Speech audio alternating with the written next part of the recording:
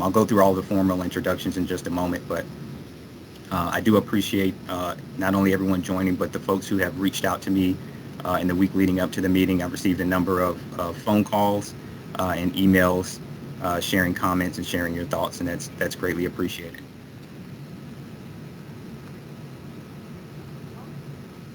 And I do want to go ahead and let everyone know that the meeting this evening is being recorded. And if you would like to see or share the proceedings after tonight, we'll upload that on the county's YouTube webpage, and it will also be on the Track of Plan Amendment, Track of Nomination webpage on the Department of Planning and Development's website. Michael, this is Clara. I noticed there are a large number of people who are joining by telephone. And that's fine, but there is a presentation. If people didn't get the link to the video meeting or the Teams meeting, they can email me this evening. I can just email them the link to the meeting at Clara, CLARA .Johnson, JOHNSON at fairfaxcounty.gov. So if you have inadvertently joined by telephone link, but you wish to join the Teams meeting link, you're welcome to email me, and I will send you that link.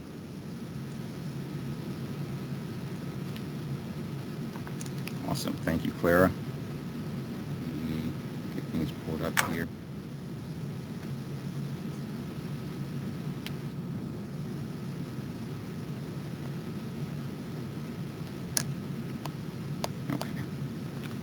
All right, well, we'll go ahead and start this evening. Again, as I've mentioned, my name is Michael Burton. I am with the Fairfax County Department of Planning and Development.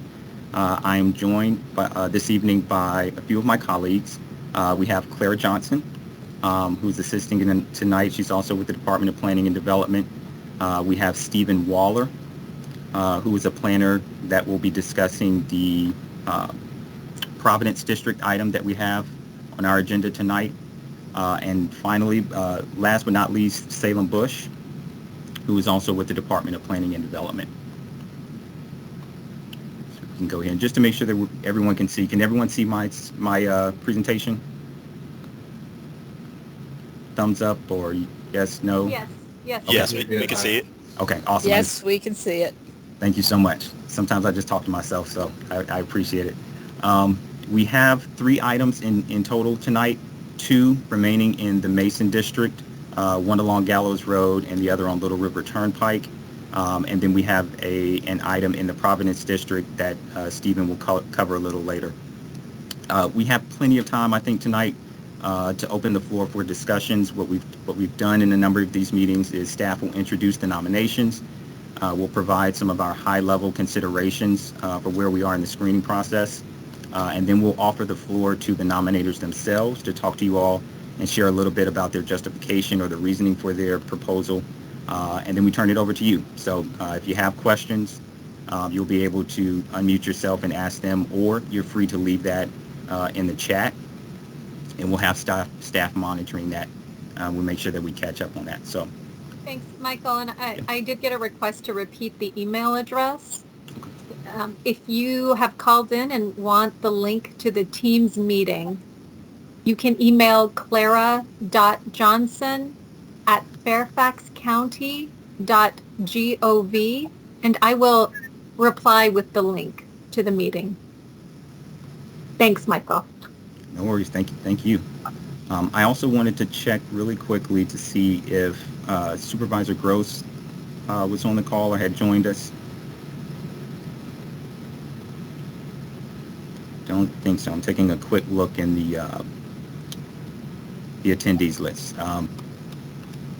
But if she comes in, just let me know. And I'd certainly like her to make some comments if she's willing. We'll go ahead and get started. We have a brief presentation that's going to talk about the site-specific plan amendment process, what you probably have heard as SSPA. Provide a really brief overview of the comprehensive planning process, and then we'll dive right into the nominations that I'm sure you all are here to talk about. Let's see. So really quickly, similar to our first Mason District meeting, we'll start this evening off with a brief overview of the process again, talk a little bit about comprehensive planning, and hopefully get some really strong feedback from you all related to the proposals that are in your area. The site-specific plan amendment process is an opportunity for anyone in the county to submit a proposal for a change to the county's comprehensive plan. More specifically for individual properties or a cluster of properties in a relatively small geographic area.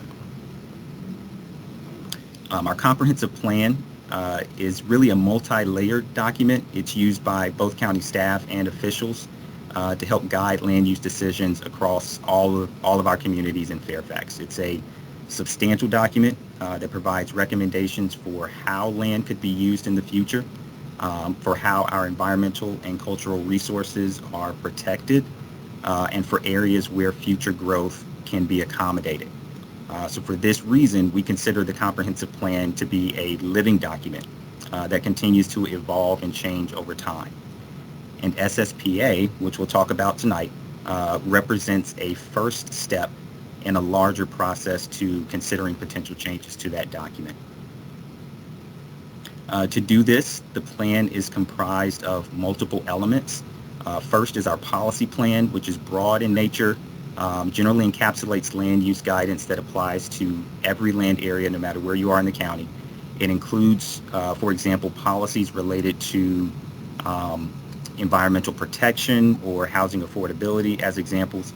These are policies that would apply to any new or redevelopment, regardless of their location. We also have what we call area plan guidance, which provides more detailed policy for specific areas. That includes broad areas in the county like Annandale or Merrifield. All of the policies between both the policy plan and our area plans are used by staff and other county officials to help evaluate potential land use changes or development proposals as they come forward. There are additional elements to the comprehensive plan. We won't go through all of them tonight, but they similarly include additional layers of information and guidance. An important component of the comprehensive plan is the county's concept for future development. This is a generalized framework that denotes where growth in the county is encouraged. There are a number of different categories. If you can see the color-coded map on the screen, each of them represents a different set of recommendations for how these areas could continue to grow and develop over time. Most of tonight's nominations are, I think all of tonight's nominations rather, are in the suburban neighborhood designation. That's kind of the yellowish area that you see there, which are areas that contain a broad mix of uses and residential densities. In these areas, we typically encourage neighborhoods serving commercial uses, institutional uses, public facilities, all in a manner or character that is compatible with the surrounding area. To reiterate, we are at the very beginning of a longer process. There are various stages of the land development process that we'll talk about here briefly. If you're new to these types of discussions, land use discussions, then I'm sure that the county's review appears as a singular effort. However, there are multiple components to our review process with different questions we try to answer along the way. This particular process, the SSPA screening process, precedes all other stages of review. If this is the first time many of you are seeing these proposals, it's because you're looking at them for the first time. We're looking at them for the first time with you as well. So the planning process is the first stage of a formal review, and it precedes even more detailed review processes like zoning actions or site review, for example. The timeline for development can vary. It's based on the complexity of each of the stages. But what's most important to note is that the guidance offered at one stage informs the review at a subsequent stage. So the considerations we make as part of SSPA tonight will inform our review at the planning stage.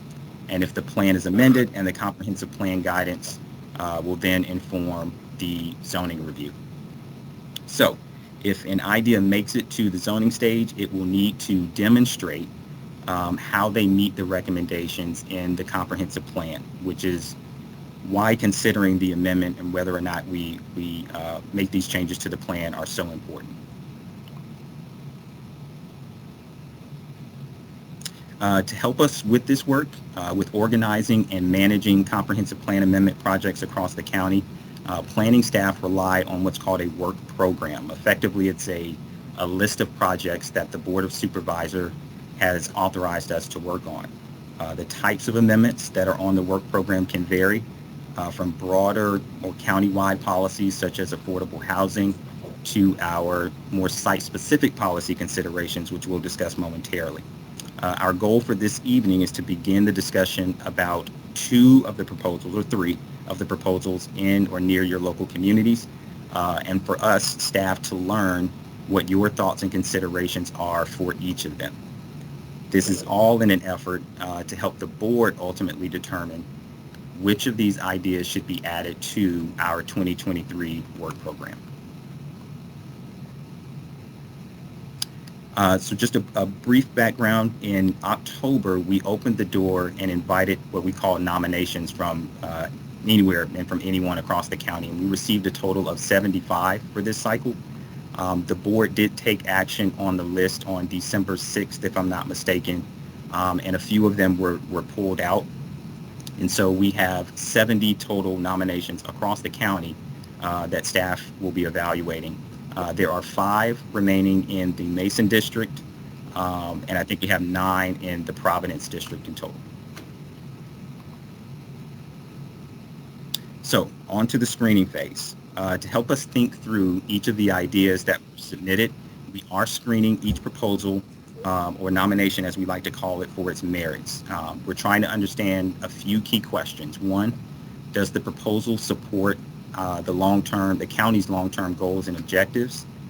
2, should it be added to the work program? And if so, 3, what are the considerations that county staff should be making in our review?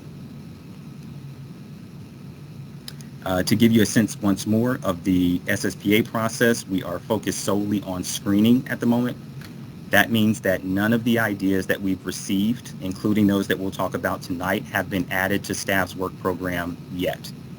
That also means that we have not had the chance to fully evaluate any of these ideas until we're authorized to do so by the Board of Supervisors at a future date. So I'm sure there's going to be a number of questions many of you have, and we're going to do our very best to answer what we can for where we are in the process and with what we know so far. Some of you are likely well aware of the land development process, and some of you may be less so. That's okay. All of your questions are welcome. However, just to reiterate, our process attempts to answer questions in stages. So there's some questions that we may not have answers to immediately tonight, but we do anticipate or will need to answer them at some point along this road. So the screening process and the plan amendment processes both represent the first stages of the county's review. And since we haven't had the opportunity to formally evaluate any of the proposals yet, what we hope to identify is what are the considerations we need to start thinking about if we are authorized to study them further. So tonight we want to know what your preliminary thoughts are. What considerations you all find important, for example, what are the concerns you have, but also what opportunities do you see with any of these ideas? Again, if added to the work program, the next step after this will be the work program itself, and then we can analyze each of these ideas in much greater detail and be able to provide you with a better understanding of some of the potential impacts. If a nomination passes screening, it is, of course, added to our work program, as I've mentioned previously. But subsequently, staff will work with the board in prioritizing the work across that list. So if there are proposals, for example, that more strongly align with county objectives or initiatives, they may be evaluated sooner than other items on that work program. This will include us needing to think about items that we've already been authorized to study. So what this means for you all is that the timeline for considering each of these proposals will vary. But regardless of the timing, we will continue to coordinate with each of you, local stakeholders, your civic groups, about the public engagement process and what the next steps are. Subsequently, if an item does not pass screening, it of course is not added to our work program. Excuse me. However, there are a couple of important notes. New nominations could be submitted or resubmitted for the same property in a future SSPA cycle. Our cycles are every 2 years, so 2 years from now they could resubmit. However, the nominator would need to demonstrate a change in the proposal with sufficient justification for its reconsideration.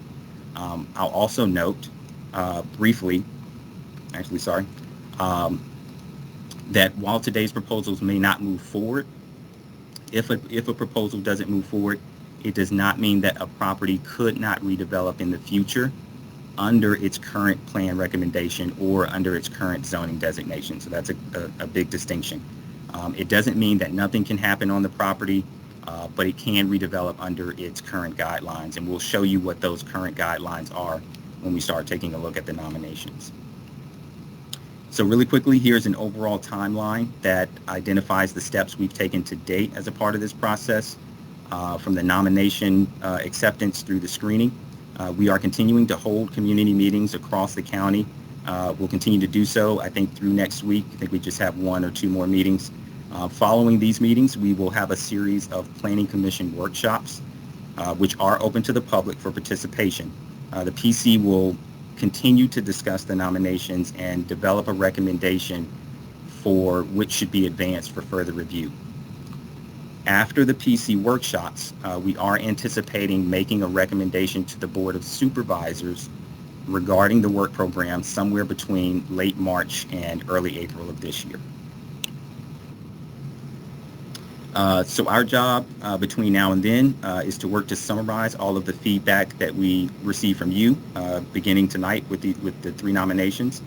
And we will, of course, invite you all to participate in the Planning Commission workshops. The first date right now is tentatively February 22nd. That may change, but I'd ask that you all note that date just to keep it on your radar, and we'll let you know if a new date is brought forward. So now what I'm sure most of you are here for, we're going to start talking about some of the nominations that we received. As we talk through each of them this evening, we will work to identify what our preliminary considerations are. The nominators are also here to briefly talk to you about their proposal and to help answer any of the general questions you may have. You will likely see a number of technical terms that we like to use. It's a measure, or it's a way that we use to describe the volume or the amount of development, terms like FAR or square footage. If you're unfamiliar with these terms, that's okay. We've asked nominations to include concept drawings, and we think that'll help better illustrate what's being thought about and help to give you all a better sense of what's being proposed. As I noted before, we will identify the current comprehensive plan for each property, as well as the proposed change to the comprehensive plan, and this will be the crux of staff's evaluation. We'll pause after the nominators have had a chance to go through their presentation and open the floor for questions or comments.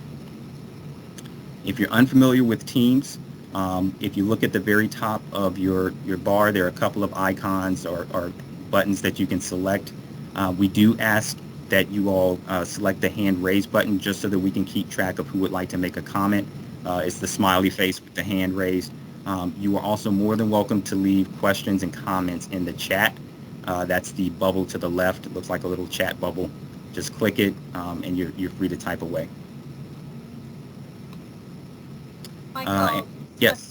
Before we go on to nominations, I did have a few people who have taken me up on my offer to email me to get the link for the video Teams meeting.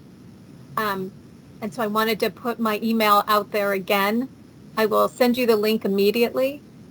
Clara.Johnson@Fairfax County, all one word, fairfaxcounty.gov. Again, that's CLARA.Johnson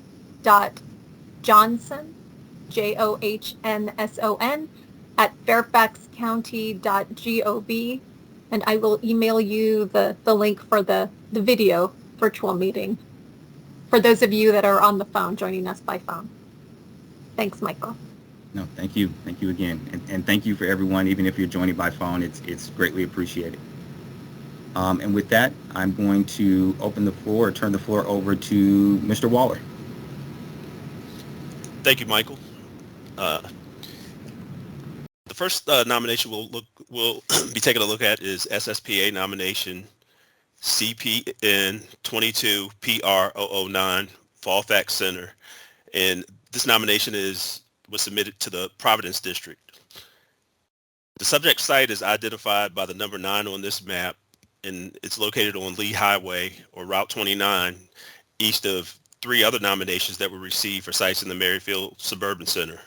Next slide, please. The subject site contains 9 parcels with 4 buildings and surface parking lots on the north side of Lee Highway at the intersection with Fairfax Drive. The site is nearly 1/2 mile east of the I-495 overpass. Adjacent properties to the north are planned for residential uses up to a density of 8 to 12 dwelling units per acre and developed with single-family attached townhomes. Sites to the west also contain townhomes that are planned and developed at 12 to 16 dwelling units per acre. A site on the east side of Fairfax Drive is developed with 2 large self-storage buildings that are planned under the same industrial use recommendations as the northern portion of the subject site. The adjacent parcels with frontage on Lee Highway are developed with a mix of non-residential uses that include an auto service center with gasoline sales to the east and retail, restaurant, and service uses to the west.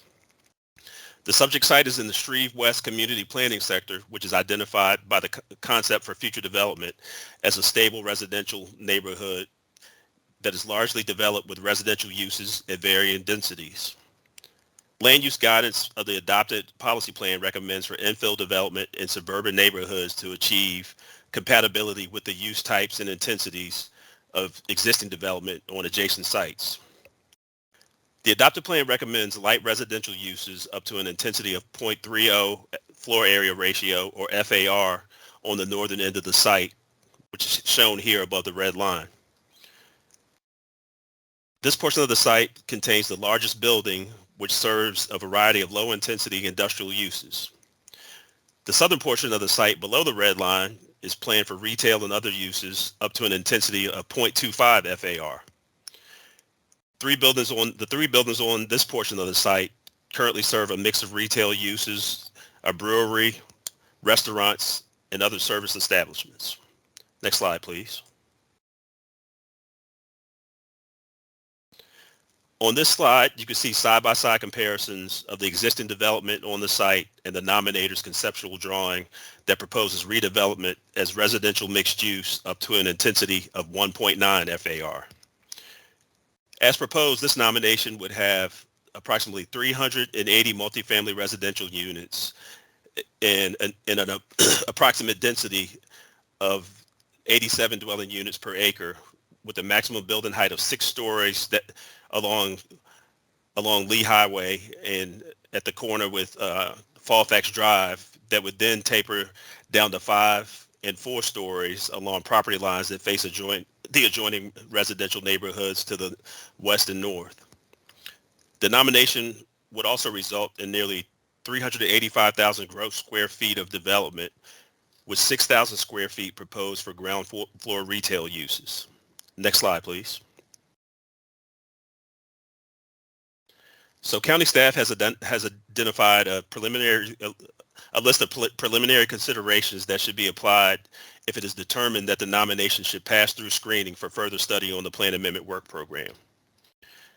First, a large portion of the subject site has been designated as floodplain, and county records also show that there have been complaints of property and building flooding filed on the site. Infill development would need to demonstrate compatibility with adjacent residential uses that are planned at much lower densities, and also an adequacy of on-site open space for amenities and also for transitional screening buffers into those neighboring residential areas. Any study of the nomination should also consider the potential impacts of replacing community serving retail and service uses with more residents who might also benefit from living near those types of uses. Finally, the proposal for high-density residential uses at this location will need to consider the adequacy of existing multimodal transportation facilities and possible improvements to connectivity. Mark Viani is the representative for this proposal, and he's also present tonight to provide some additional information from the nominator's perspective. So with that, I'll turn the floor over to Mark.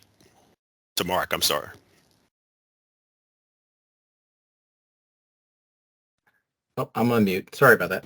Thanks, Stephen. I appreciate it. Let me see if I can get this up here and running.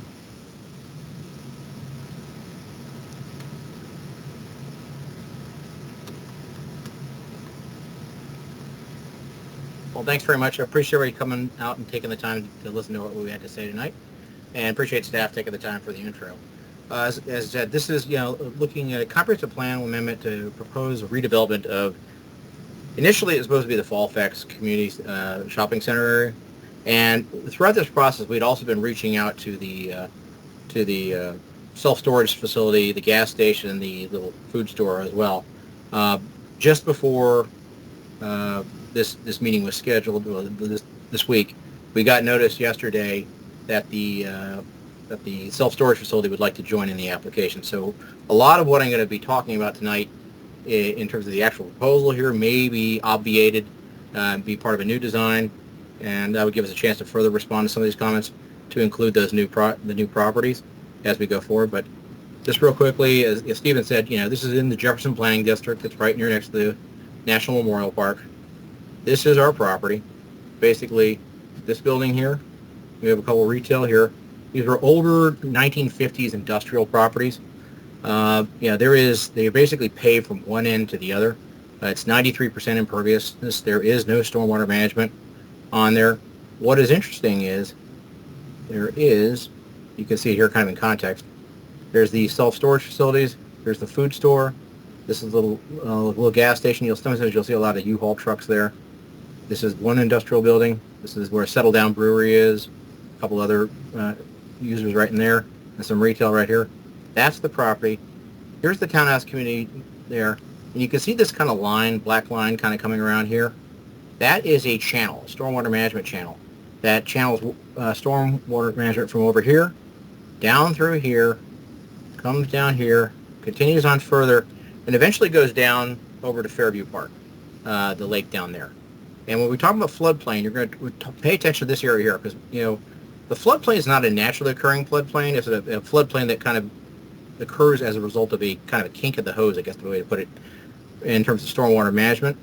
And so part of this process is to redevelop the property and correct that. And so I'll go a little further down. You can see a little greater in context. The pipe kind of comes down here. It's an open channel right here, right behind the townhouse. And it creates kind of a floodplain a little bit on the back of these properties here, most pronounced right through this building here. But like I say, it's a man-made solvable issue. Actually, they had gotten back in 2014 permission from the Army Corps of Engineers to take this through and get a map amendment to take it out of the floodplain, but given that they were able to make improvements there, they just never went for it. So there's ways to solve this. This is just taken from Lee Highway. There's a self-storage facility, the food mart, the gas station. You can see the shopping center. This is taken from looking directly in the shopping center. You have trucks going in there. Again, just looking directly there. Here's the property again. And now this is the proposal we were talking about. And here's the property that contacted us the other day that would like to join us. And we'd like to see if we can get these folks to join as well. Our hope basically being that if we do so, we can maybe continue to redevelop the property and then maybe a project that responds to some of the concerns we heard tonight, add more retail in here, maybe particularly on the frontage like that. One of the key things we want to do here was try to resolve the environmental issues here, which is significantly increase the open space, significantly reduce the amount of imperviousness, use this process to place new infrastructure here to eliminate that floodplain issue here and allow water to continue to go through, because again, it's pass-through water. It's not coming off this property, although the stormwater management improvements on our property will also significantly reduce some of that impact. But that's the proposal that we've got right now, and this is where we'd like to go. Just by way of quick orientation, This is a kind of a artist conceptual illustration from if we were going from from Lee Highway, looking at the front of the property, and the goal is to have kind of an improved streetscape with a patio, having retail here, and we could maybe expand it more retail for bigger design.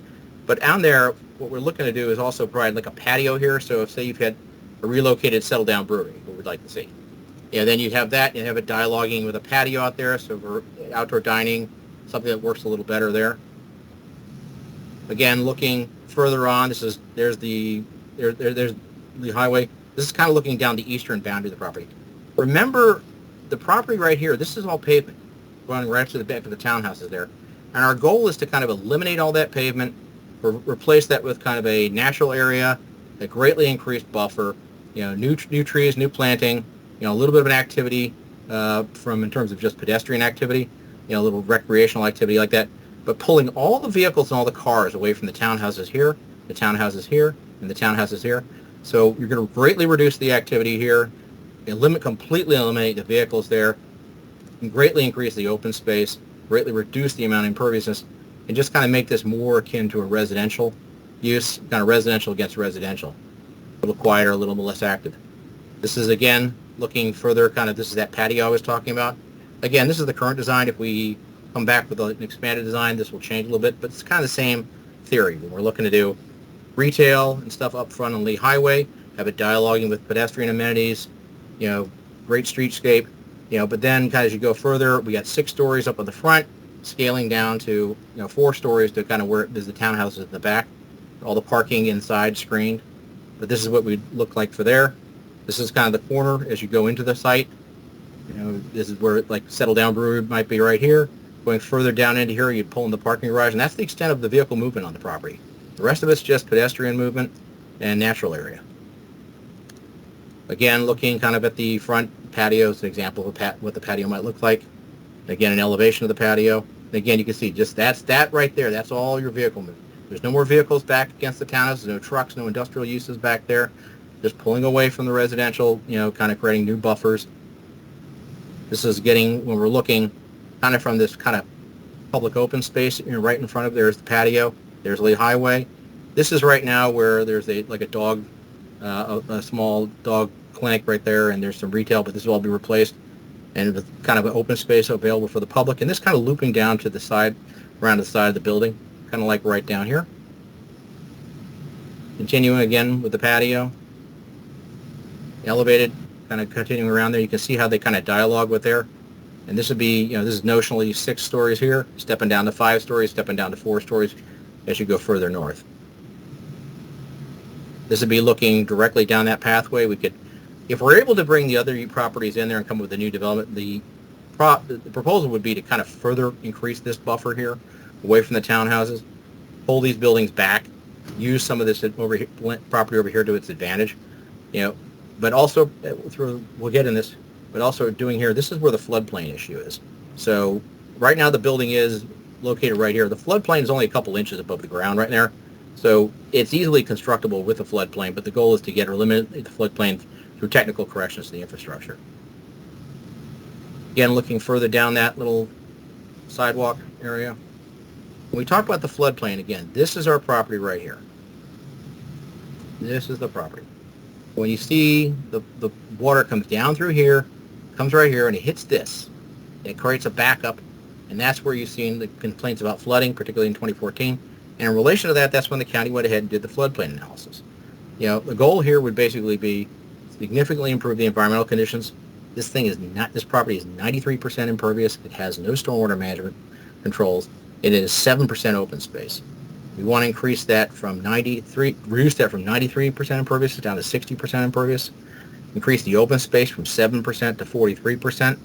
We want to put modern stormwater management controls, and that'll significantly improve the conditions on the site. But also, with the ability to redevelop the site, we can also then engage, working with the county, working with the Corps of Engineers, engage some, what we need to do to find the corrections here to create the problem, solve the problem we have here with this kind of kink in the hose. Because again, this is all coming from off-site, just passing through. And then if you correct that, then it expedites it further back down across the street over eventually to Fairview Park. So real briefly, that's our proposal right now. approximately 380 units, 6,000 square feet, but that's probably going to be, with the new addition, if this project goes forward, that's probably going to be reconfigured. Attractive architecture we're looking for, varied height, making us, where we back up the townhouses, we want to have a townhouse residential friendly appearance. Something to scale with that.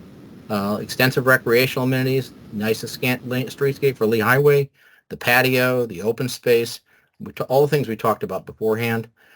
Pulling activity and industrial activity and stuff away from where the residential townhouses are behind them, eliminating the vehicle movements, keeping it quiet, keeping it natural, reducing it down just to pedestrian activity and typical residential noises that you would find in that area.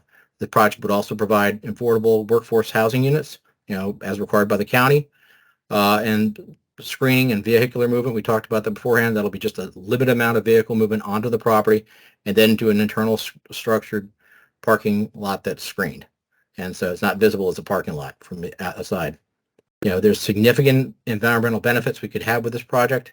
Talked about modern stormwater management controls, increasing the open space, significantly reducing the amount of imperviousness, and looking at remediation measures to address the pass-through flooding issue with that channel behind our property. So with that, I'll turn it back to Stephen and be able to take any questions if anybody has any. Thank you for your time. Thank you, Mark.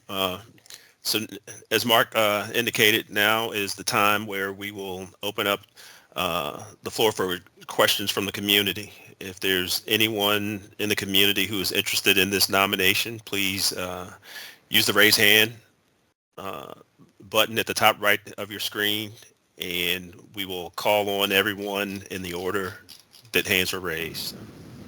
And really quickly too, just to let everyone know, there seemed to be a bug in the chat, and so I think we had to turn that off.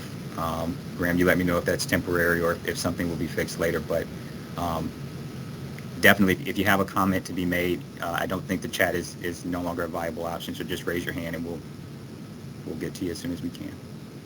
Yeah, thank you for that, Michael. Yeah, sorry about that, folks. It seems like people's names were getting mixed up. We experienced this 2 nights ago on another SSPA team meeting, and the only way we could deal with it is to turn off the chat. So my apologies. We'll look into it, but I don't think we're going to have chat probably for the rest of the evening. So thank you. Thank you, Graham. The first name I see with the hand raised is Fran. Fran, please unmute yourself, and you're welcome to provide any comments.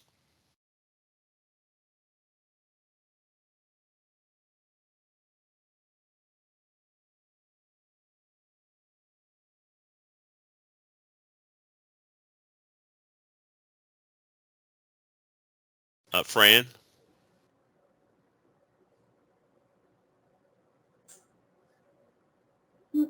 Did that work? Yes. Okay, thank We can you. hear you. I was having a hard time unmuting myself. Good evening, everybody. Thank you for coming out. I have a couple of questions about stormwater. You mentioned that the stormwater is something that's just coming through your property and then will eventually end down at Fairview Park. But you will be generating stormwater also. Does that get added to that, or is there another path for your stormwater? Yeah, that's an excellent point and excellent question. Right now, our property already generates stormwater, and our property has no stormwater management controls. And what exacerbates that is the fact that you have no stormwater management controls. This was built in the 50s.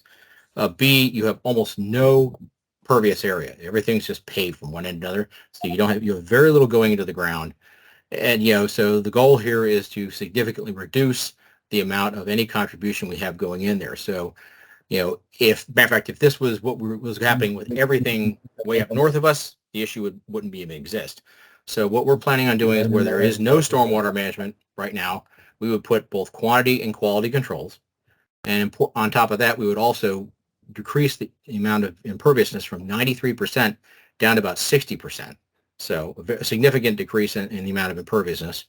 And then on top of that, increase the open space. So it will be a significant reduction in the amount of stormwater management, the amount of stormwater coming off this property. Is your stormwater situation such that it's crossing the divide in order to get where it's going? I believe it goes, you're talking about the divide, you want Lee Highway, ma'am? Yeah. Yeah, it goes there and it goes further down the road, and then it cuts. And I can, if I wish I'll tell you, let me try and see if I can pull this up here. Well, you don't have to do that now. Okay. We can do it, after this meeting. But I'm curious as to what water is being contributed to Fairview Park and whether there is a crossing of the divide and what kind of situation is being created south of where you are with all this movement. I think if you look on the screen, you can see this is kind of looks to be the channel that it kind of follows, and it goes, looks like it crosses right about there. The screen doesn't help because there are signs all over the screen to do things. So I can't tell where things are. Okay. So I'm happy to chat with you or come out and show it to you. Okay, so we can follow up on that. And one other question. You mentioned about the parking will be changed a little bit and there would be less car movement. People that are coming in to use the retail spaces, where would they park? They would also park in the parking garage. They would park in the parking garage and Yes. then have to walk to the retail spaces. Well, the goal is to have, if I can pull up the plan. Well, actually, you see it screen. Yeah, the goal is to have the parking garage is centrally located. So if you come, you drive right in, you go in the parking garage, and then you would walk right to the retail. The retail is right up front. So it's a very short walk to the retail. Okay, so accessibility is going to be an issue for folks? No, it should not. Now, that's the goal is to make it very accessible. And we have to meet ADA standards. And hopefully the goal will be to provide also covered movement as well. Okay. Thank you. Thank you, Fran. I'm checking the list of guests, and okay, I see another hand raised. Chris Pryby, I think it is. You can unmute. Yes, that's it. Hello, can you hear me all right? Yes, sir. Thank you. Thank you for the opportunity to speak. My question was in the list, I don't see it anymore. You had a list of facts and figures about... I'll pull it up. Okay, thank you. There you go. Right there. So I appreciate those figures. My question is, who did you retain to do the study that came up with these figures, and is that documentation available online? Vica Engineering, and we can provide you that documentation. Yes. Okay, great. Thank you. I can send you my email address. Sure. Okay. Thank you. Mm-hmm. Thank you, Chris. I think we'll do one last call for raised hands to see if anyone else has any comments or questions about this nomination, and if not, we can move on to back to Mike with the two Mason nominations.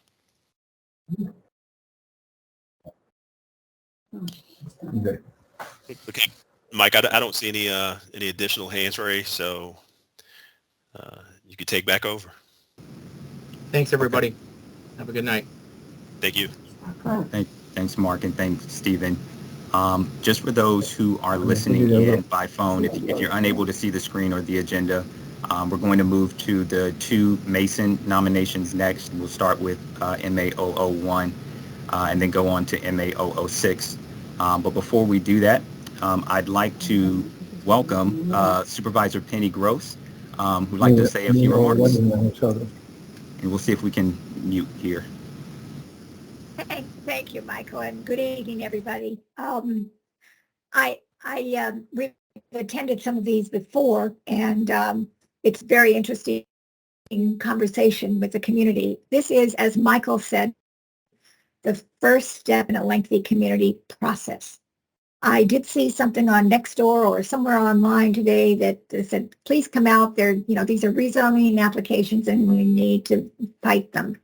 There is no rezoning application for anything at this particular point. This is all about plan language. No decisions are going to be made tonight or anytime really soon.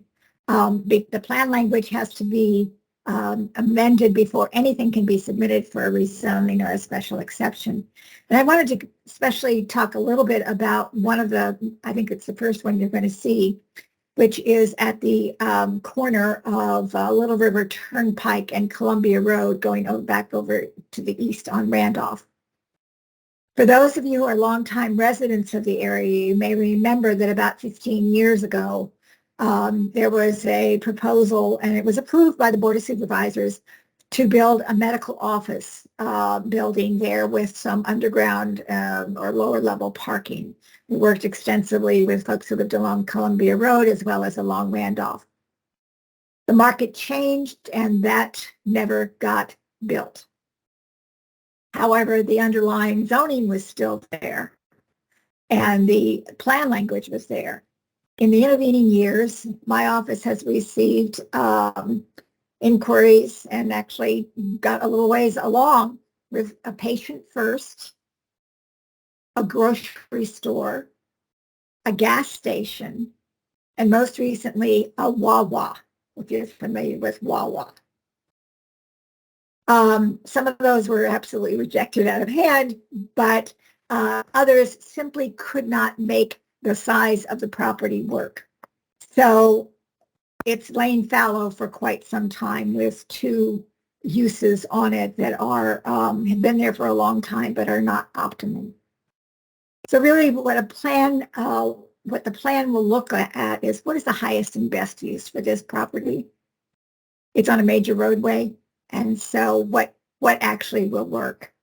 This is a multi-year process where the proposal, the nominator has presented an illustration. Whether that actually is what is eventually comes to fruition, it will probably look different. When something goes into this end of the sausage grinder, when it comes out of the sausage grinder, it looks a lot different. So I just wanted to make sure that folks understood that this is not a discussion of a rezoning. It is not a discussion of necessarily what the buildings would look like. It's about the use. Is it appropriate for residential use? So, and I wanted to let you know, sometimes plan language is amended, and even then nothing happens.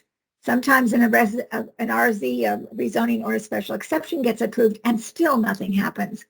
Because the county does not build these. It is up to the property owner and their investment committee. So I just wanted to lay that out so that in case people were concerned that the bulldozers were coming down the road to build 105 units on that particular corner, no, that's not the case. And there was some erroneous information in the community, so I wanted to lay that at rest. We have an excellent staff, planning and development staff, to take us through these proposals. I'm going to turn it back to them, but I may interject a few times if there are questions that would be better for me to answer than for staff to answer.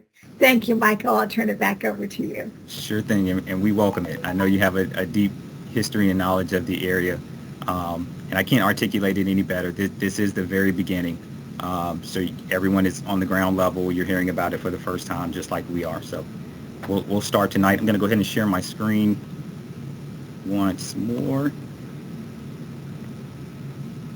And everyone disappeared, but I'm going to ask really quickly, can someone confirm that they can see? Okay, awesome. Thank you. Thank you. Awesome. So yes, we can see you. Perfect. Thank you for that. In total, we had, again, 5 nominations in your Mason district. There were 2 in the Seven Corners area, 1 in the Bailey's Crossroads area, and then the remaining 2 we'll talk about tonight. And we'll start with MA001 here briefly. Let's see if I can move forward. I think, well, you all won't believe this, but my entire PowerPoint just crashed. So give me 2 seconds and we'll get that back up and running. I'm going to take that opportunity to give my email address again. I've had a few more people email me and ask for the Teams meeting link so that they can see the video. If you've phoned into the meeting but would like the Teams link, you can email me at clara.johnson@fairfaxcounty.gov. Again, Clara, CLARA.Johnson@fairfaxcounty.gov. Thanks, Michael. thank you for your help and for the filler. So we'll get back to Mason here really quickly.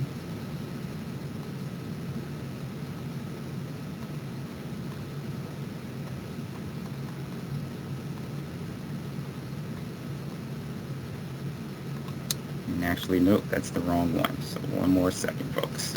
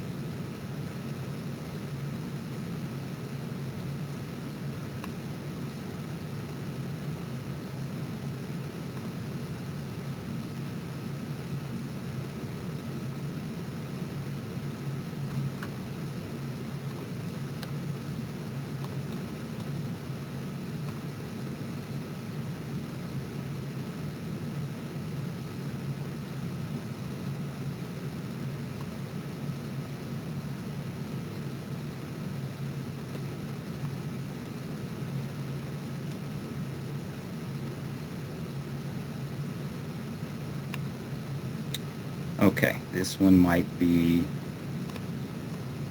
I think I've lost this entire presentation.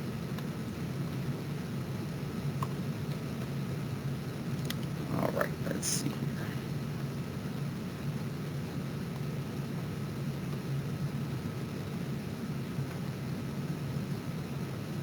Okay, so here's what we're going to do, and I apologize for everyone's time. If you'll bear with me, I'm going to pull up an older presentation, and then we'll talk through. It won't have some of the information on the slides, but we'll make sure that we get the slides with the pertinent information and staff's considerations out to you all.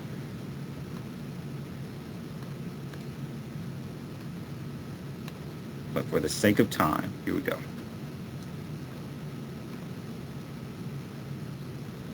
Okay. All right, so our first nomination is MA001. It's located at 6665 Little River Turnpike. It concerns approximately 4 parcels that total about 5 acres. The areas around the proposed site are predominantly residential. There are some other commercial uses that stretch out along Little River Turnpike, just to the south of Little River Turnpike. There are some higher intensity residential uses to the north, up to 16 to 20 dwelling units an acre. We have some apartment buildings, a series of townhomes, and then that transitions down to the areas south of the site along Randolph Drive and Columbia Road to, I believe, 1 to 2 dwelling units per acre. The current plan for the property does have an option for office use that's up to about a 0.4 FAR. That's roughly about half of the total site. And the proposal that we'll be looking at tonight is to add an option for a 4-story mixed-use development that includes both multifamily residential use, I believe about 105 residential units, as well as 18,000 square feet of ground floor retail. Hopefully the next slide will have the concept. Yep. So the concept that was submitted can be seen here. The structure is sort of a U shape, and it's situated between both Randolph Drive and Columbia Road and Little River Turnpike. There is some landscaped frontage. It's about 4 stories tall with a modest taper towards the rear. There are a couple of access points that have been proposed. I believe the one on Columbia is both an ingress and egress for underground parking, and then I believe the item to the access to Randolph Drive is for egress only. I think that is most of what we wanted to cover. Some of our high-level considerations, and I apologize the slide isn't on the screen. One is compatibility. We know that we need to think carefully about the level of intensity and density associated with the project and its relationship to the lower intensity uses, particularly the residential neighborhoods to the south.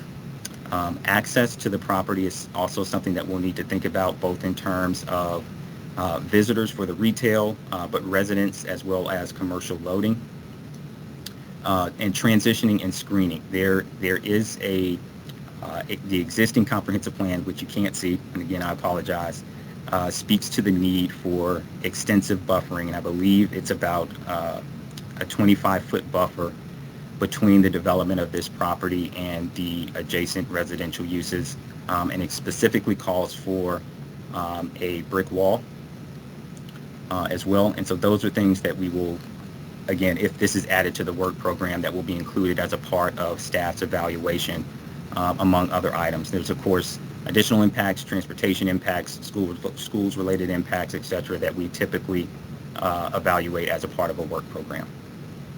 I'm going to stop there just for the sake of time and ask if the nominator, Mr. Keith Martin, if you are available to speak. And Keith, give me 1 second. I'll try to pull up your slide, sir. Okay.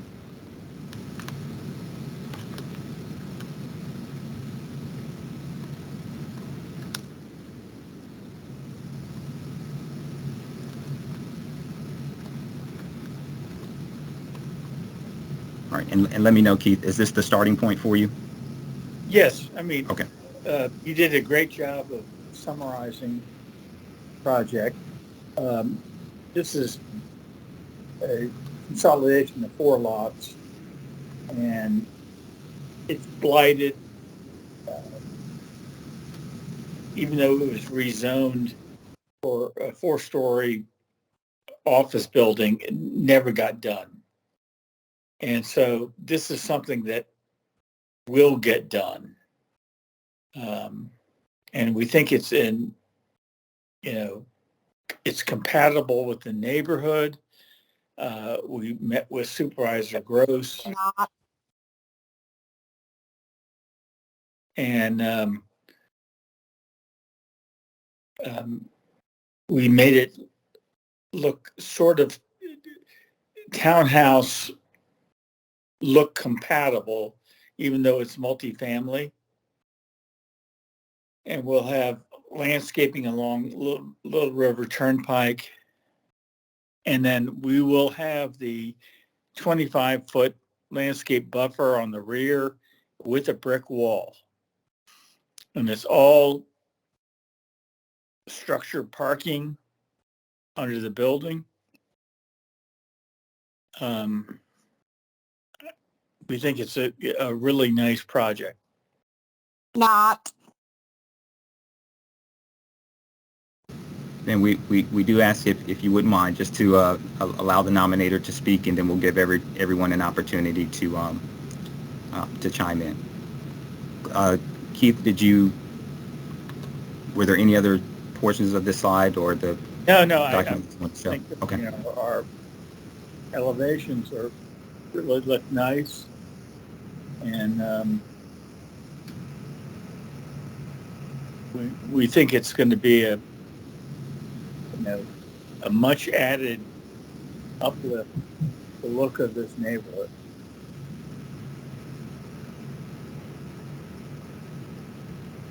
All right. Voy a poner mi mano entonces. All right, give me 1 second. Let me stop sharing this. And what I'll do is now open the floor, and I'm going to turn to my colleagues to help me check on the chat as well. But the first hand that I see up was for Mercedes or Merced? Yes, Mercedes. Mercedes. Yes, ma'am. Go right ahead. Yes. I have a comment and then a question. My comment is, our neighborhood is a very old neighborhood, which was built since the 50s.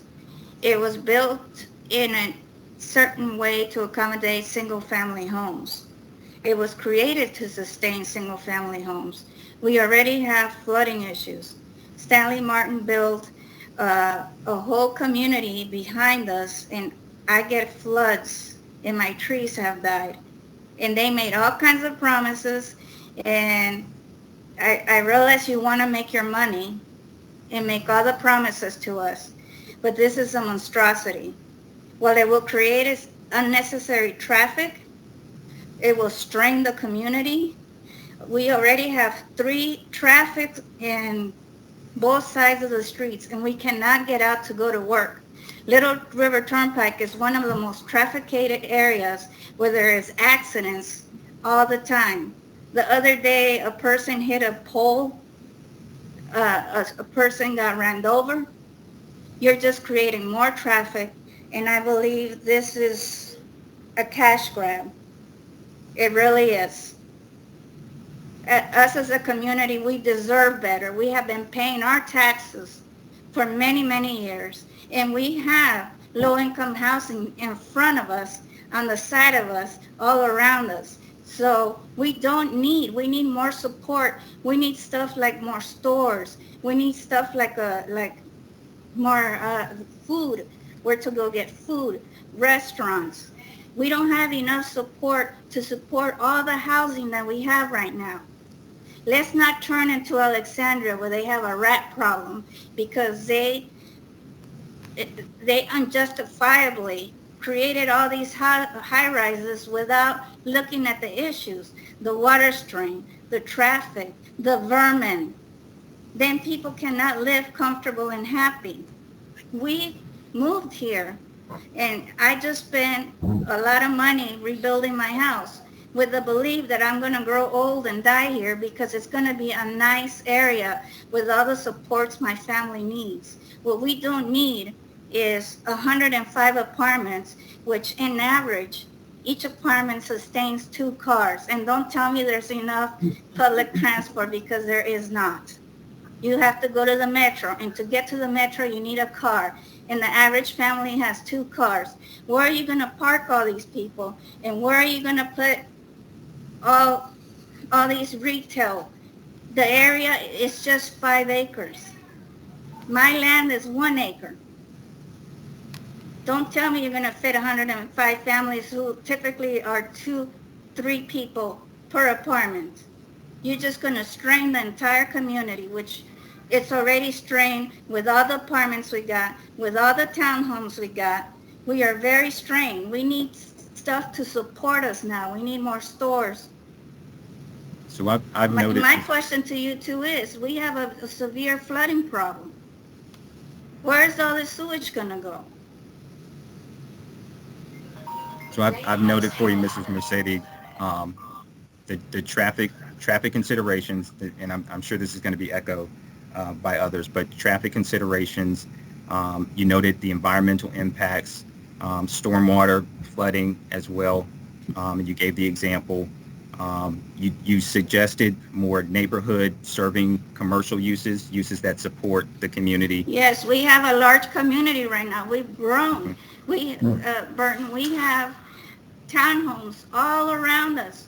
We have a whole community that Stanley Martin just did a few years ago with a slew of houses.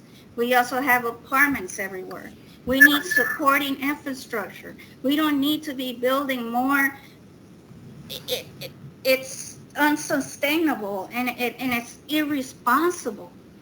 You're hurting the people that already live here, that are paying taxes, that believe in beautiful Annandale. We don't want to turn it into Alexandria. We don't. We want the land, and the traffic in Little River Turnpike is so severe that you can't even get out of here in time to get to work. And then the other side, we have TJ, Wayne Oak, and Holmes Middle School. So you're stuck in the other side. You can't even use that side.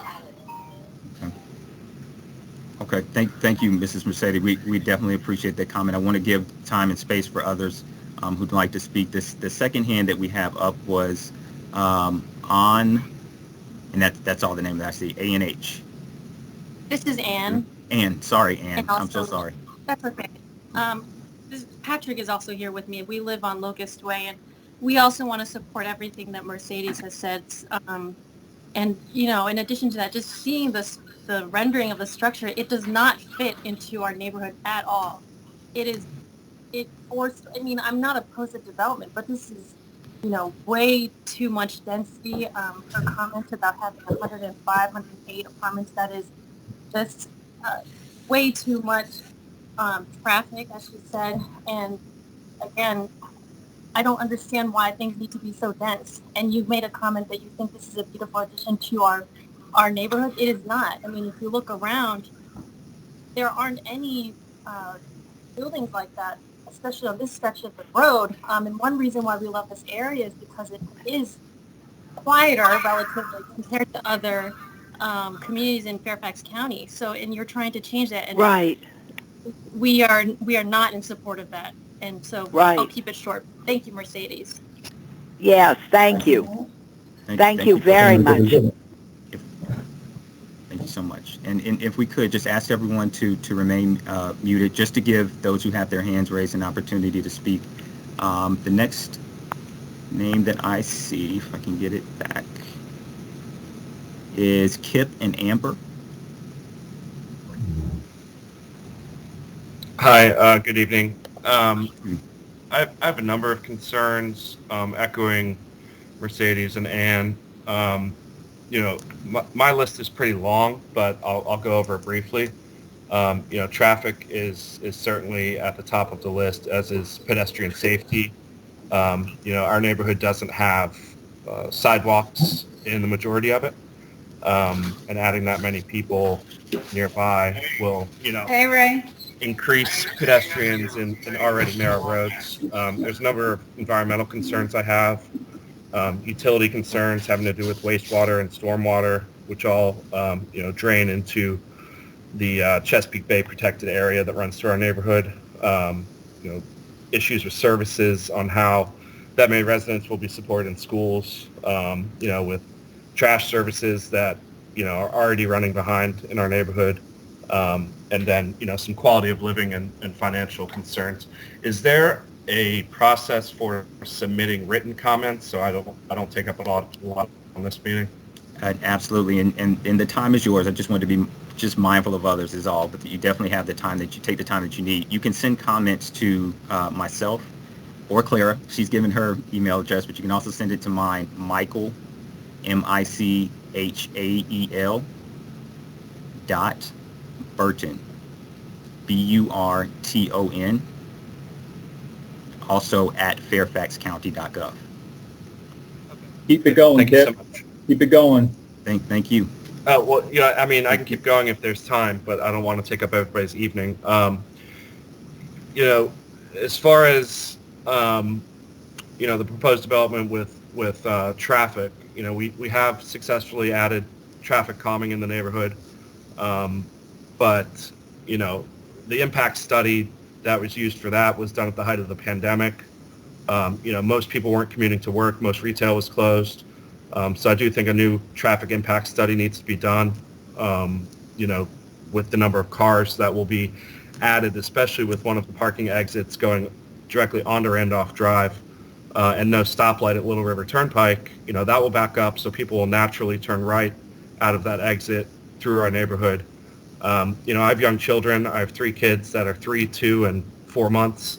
You know, one of my children has a hearing disability, so that, you know, I'm very sensitive to traffic issues and pedestrian issues when it goes to that. You know, I think we need to look at the waterway, Indian Run, that runs through our neighborhood. It is a resource protection area, and we need to determine, you know, how this development would impact that waterway, which flows, you know, to Backlick Run, to Cameron Run, to Potomac, and out into Chesapeake Bay. So we need to, you know, look at how that area will be affected, how the groundwater will be affected in the area. You know, a number of people have wells in our neighborhood, especially some of the properties right next to that development, proposed development. You know, I've heard stories from before when I moved here of contaminated groundwater on the site, you know, the house across the street from the proposed development, which may have caused health concerns to a previous homeowner. You know, we have a lot of wooded areas, so there's a lot of wildlife in our area, like deer and fox and rabbits, etc. You know, I'd like to know how the ground soil will be affected, especially for neighboring properties. How, you know, wastewater will be impacted, given that, you know, those lines run through our neighborhood from Pinecrest across Little River down Randolph Drive. Stormwater is obvious one. The schools are abysmal here, unfortunately. Wayanoke Elementary, has like a 12% proficiency in math, 30% in reading. So adding that number of students to our schools will be further detrimental to our kids. How fire and EMS, how trash, how mail, how police services will be impacted. Obviously how noise will impact our community with construction noise and building noise from people being outside in outdoor spaces, road noise from delivery trucks, loading docks. I'd like to know what type of tax breaks or incentives are being offered to the developer at the cost of the taxpayer. But I have a more detailed list that I'll certainly send over after this call. Thank you. Thank you, sir. Thank you. Written comments are definitely helpful. So if others are interested in doing so, you're more than welcome to do so, and we can log that as well. Mr. Kipp. Michael, Yeah. I see Supervisor Gross has something to say, and I'll let everybody know we have about 10 people in the queue. Yes. And if you've already had a chance to speak, if you can take your hand back down, that'll help us stay organized. Thanks. Go ahead. Thank you, Clara. I wanted to remind everybody, the gentleman who just spoke, I think it was Norbert or Kip, I don't remember which. What you're talking about, certainly very legitimate questions, but we're looking at a plan amendment right now. What you're talking about all gets looked at during a rezoning application, and we're not there at this point. What needs to be part of this discussion, I think, is that, what is the best use for this particular property? Is it housing? Is it residential? Would that be a highest and best use? Or would it be commercial? Commercial has failed there. There has not been an opportunity nobody has made it work. So what is the highest and best use? So this is language. This is not getting down into what the building looks like or where the stormwater goes. That all gets addressed. But what you're talking about was, what the building looked like. And this is not what we're considering. What we're considering here, what staff is considering, and what may go on the work plan would be the plan language, not the physical property of what a building would look like. Just wanted to sort of remind folks to sort of get it back on track so that we're talking about the plan amendment process rather than a rezoning process. Thank you. Thank you, Supervisor. If I could just respond to your question quickly. I think retail that doesn't, empty onto a residential street and is accessed from Little River Turnpike would probably be the best use for this parcel of land. Thank you. Thank you again, Mr. Thank you again, Mr. Michael, yeah. I think we're back to number one, hand raised, Sean Phillips. Okay, thank you for catching that. Mr. Phillips? Yes, hi. I just wanted to chime in here and say everything that Kip just said and Mercedes, I could not agree more. Obviously, I want to stay on topic with what Ms. Gross said, but I do want to just voice my support for all of those points because as a resident of Columbia Road, a longstanding resident, I am vehemently against a structure like this going into place. I think commercial could work within reason. I could see a couple of electric vehicle charging stations, maybe a coffee shop, something of modesty that could service the community, bring the community closer, but certainly not overflow and jam that area with traffic, things that could, cause safety concerns, environmental damage, etc. I think that this proposed plan shows that whoever has the intent to build here doesn't really know the surrounding area or know the residents. Maybe didn't take the time to know the residents because all of us are against this. I can't imagine anybody would be for it, especially if we live on these roads. And I think commercial could work for the record. Sorry, Ms. Gross, I'll finish up. But I just remember when Campbell and Ferrara was torn down and there were proposed plans to make it 100+ unit residential area. And what happened? They brought it down to 20. It's a beautifully structured land. We enjoy taking walks around there with our family, our baby girl. It's safe. There are sidewalks. It was well done, well treated. And I hope that everybody in this meeting can find a resolution like that and not a monstrosity like what we just saw a second ago. Awesome. Thank you from Mr. Phillips. We appreciate the comment. Mr. Nasir Ahmad.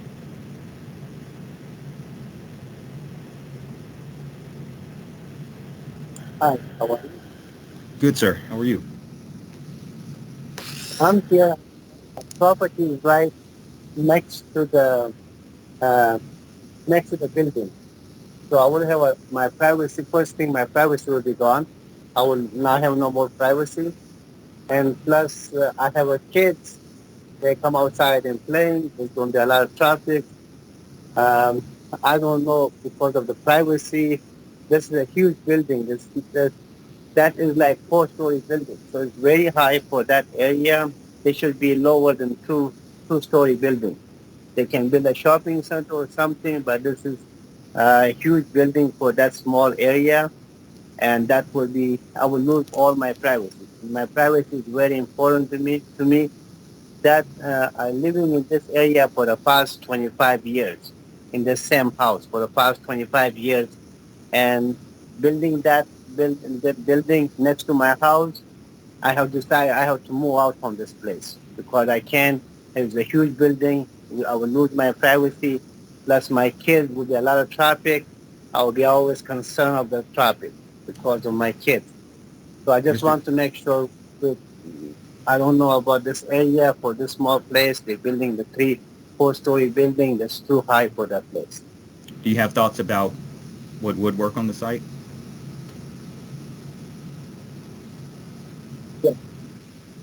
On the side? Yeah, I think you're coming in and out, Mr. Ahmad. You're a little bit hard to hear. Can you? Okay. My main concern is that my privacy is right next to my house. Okay. And I will lose my privacy for that huge building. Okay. That's right. Okay. Thank you for that comment, sir.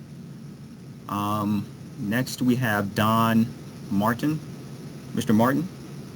Thank you, Mr. Burton and Supervisor Gross and Mr. Martin. I really appreciated the explanation and for you sharing the proposed amendments to the comprehensive plan.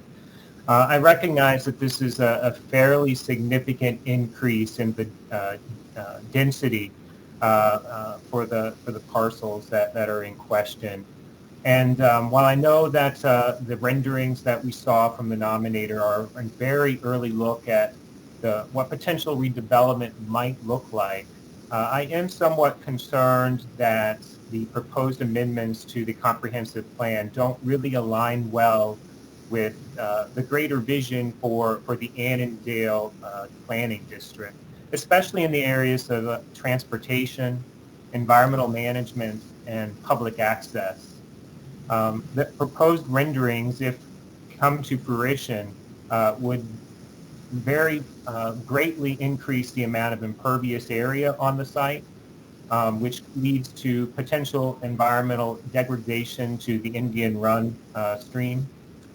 I'm also concerned about the intensity increasing so much so that it doesn't allow for site access to the retail, which would be important. Throughout the Annandale Planning District, we have a goal of trying to have at least 10-foot wide sidewalks.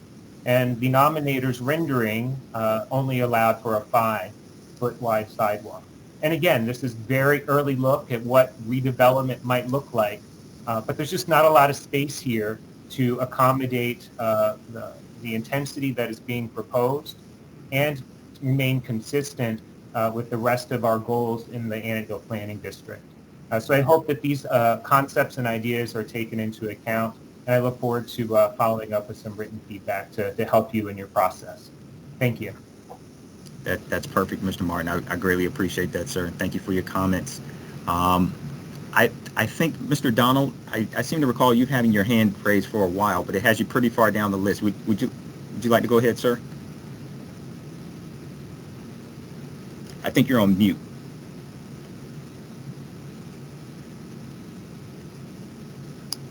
It's still muted, Mr. Donald. How's this? Is that okay now?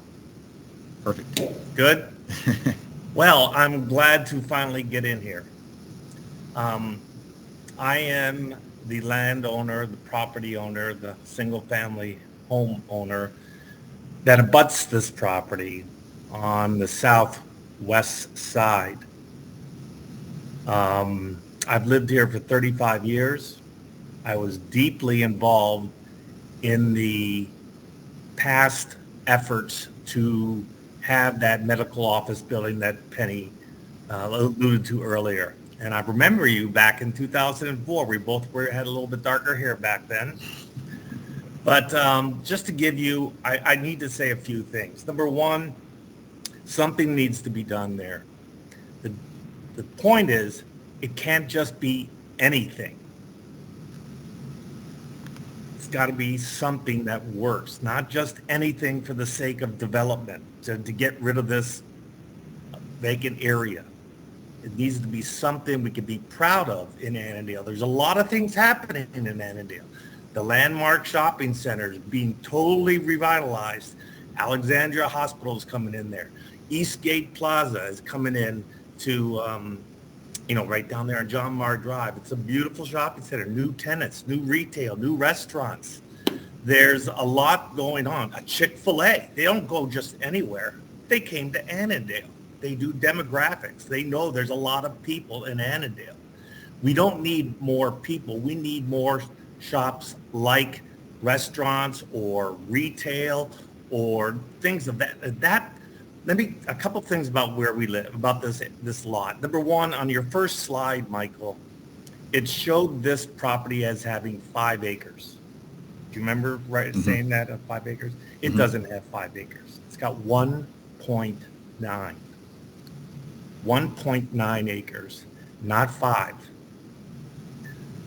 That's a huge monstrosity, a behemoth of the property to put on 1.9 acres.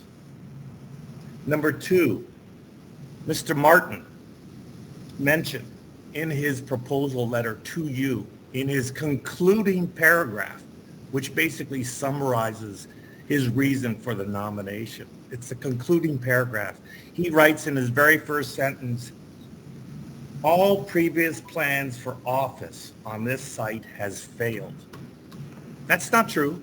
That's not true at all. The site was rezoned back in 2006, 2007 from C5 with some residential on one of the lots to all C2.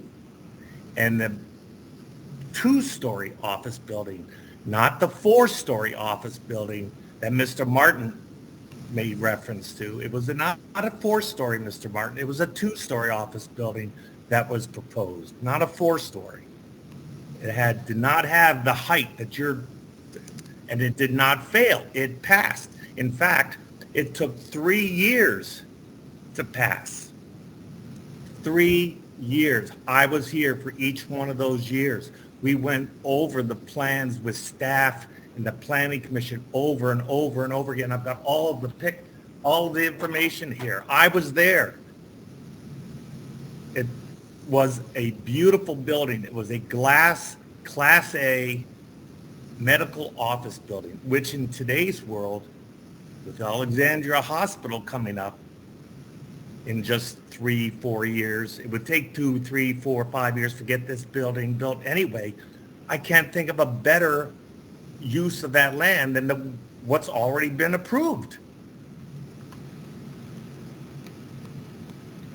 The other kind of things I wanted to say is, I look at this property and I see the traffic on Randolph Road and Randolph Drive and Columbia Road is just going to be ridiculously high. It is already high. It's the traffic. We walk our dogs down Randolph Drive, and we are always telling people to slow down, slow down. They put in calming, speed tables to fix it. It hasn't fixed it. They just continue. But the amount of traffic, anybody that goes south and west use Randolph and Columbia Road as the cut through. They use those two roads to get on the Braddock Road, to go west on Braddock, so they don't have to go through Annandale. Or they use those roads to get down to Clifton or Monroe so that they can get down to Edsel to get down onto the highway and go point south. Randolph and Columbia Road are cut-throughs. Everybody knows it. Everybody uses it. Having more residential, more apartments is just going to, it will make it impossible to use. A couple other things. I kind of wish that Mr. Hong, who is the developer on this property, would have come and approached us prior to buying this property, or prior to this meeting. I was notified. I'm the adjacent landowner, and I got notified a week before this meeting. The previous owner was always very transparent. He always came to the community to say, what can we do for this community? What can we do for you? What can we do? What do you want? What don't you want? We love that. Total transparency. The current developer, nothing. A week before this meeting, he comes and gets a hold of me and says, oh, by the way, here's what we're going to build. I go, oh, really? You're going to build that here? And I said, and do you know our community? Do you know the people that live here? Do you know other homeowners? Do you know Little River Turnpike? He said, not really. I've got stuff in Bailey's Crossroads, and I've got stuff over in Burke, but I don't know this area. Listen, the previous owner put $2.8 million into that property. $2.8 million. And he said, and I know because I'm good friends with Brian Kane, the previous owner, who was part of a group. And he said, I said, what are you listing that property for? He said, $2.8 million. And I said, that is a lot of money. He says, I know, but the managing member will not sell it for anything less. That's what we paid for it. And then we had $1 million in engineering costs. I mean, we had $1 million made up of engineering costs, architectural fees, attorney's fees, all these, $1 million. So that's how he got to the $2.8 million. And he put it on the market because the time wasn't right for office buildings back in the early 2000s, or 2011, 2012. And I said, you're not going to get anything for that. He had that thing listed, Michael, for 12 years. 12 years, and they wouldn't come off the $2.8 million. Not a penny less. He was on, and Brian, who was a limited partner, a silent partner, he couldn't get his money out because the managing partner wanted his full $2.8 million. And anybody and everybody who wanted to buy that property because it was a perfect location, they looked at $2.8 million. No, that's not working. $1.8 million, but not $2.8 million. I said, Brian, you're never going to sell this property. He said, all I need to do is find one guy. And guess what? They found him. His name's George Hong, represented by Keith Martin.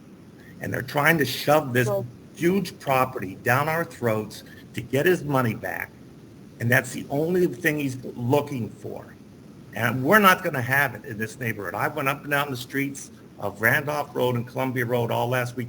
Nobody wants this property in here. Nobody. There might be a few outliers who sit there and say, hey, it's better than the crap that there's now. I said, yep, that's true, but anything is not something. What would go well there? Two things. The existing building. The office the existing approved building. 2 stories, 35 feet high. This proposal, 65 feet high, double the size of the office building. That office building, a glass office building, Class A medical office, for the Alexandria Hospital that's coming online, you're going to get all kinds of medical groups. You've got that big office building. One last thing. You got that big office building to the right of the gas station. That is a 40-year-old obsolete behemoth of an office building. There's a concrete company in there It's not an office, it's not a medical office building as some people think it is, because there's some medical practices that are looking for cheap rent. So they're in there, but it's not a medical office. So a medical office, what's planned, it's already done. You don't have to do anything more. And the other thing that would go well there is a drive-in retail stores, like a little coffee shop, in and out, Dunkin' Donuts, come on in, come on out. You know, just something that serves the immediate community in a more modest way. You come off Little River Turnpike and then you go back onto Little Turnpike, and you don't use Columbia Road and Randolph Road. Okay, Michael, I think we need to do a time check. We have about 13 people in the queue. Okay, so that's I got a little emotional there, but I just wish that I had been, you know, that our current owner would know who we are and have come to us and said, hey, listen, let's get our community together, rather than guy comes in and then goes down. That's fair. That's fair. I do want to. No, thank you, Mr. Donald. And I hate to cut anyone off, but I do need to let everyone know on the call, including the long list of folks that have their hand raised, that we still have one more item. And I know there are a number of folks here that are interested in hearing the Gallows Road item. So I'm going to need to shorten this list a little bit. I think we have time for maybe a couple of more questions. Please do not feel like that if it wasn't verbally said out loud, or if there's something that you've heard said already and you agree with it, please just put it in writing. I'm going to leave my email address one more time. It's Michael, MICHAEL .Burton, BURTON, and that's a sure way that we will have your information, your comments documented, and then we can forward that along as we move into the next phase of SSPA. So the next hand that we have raised, I see a David.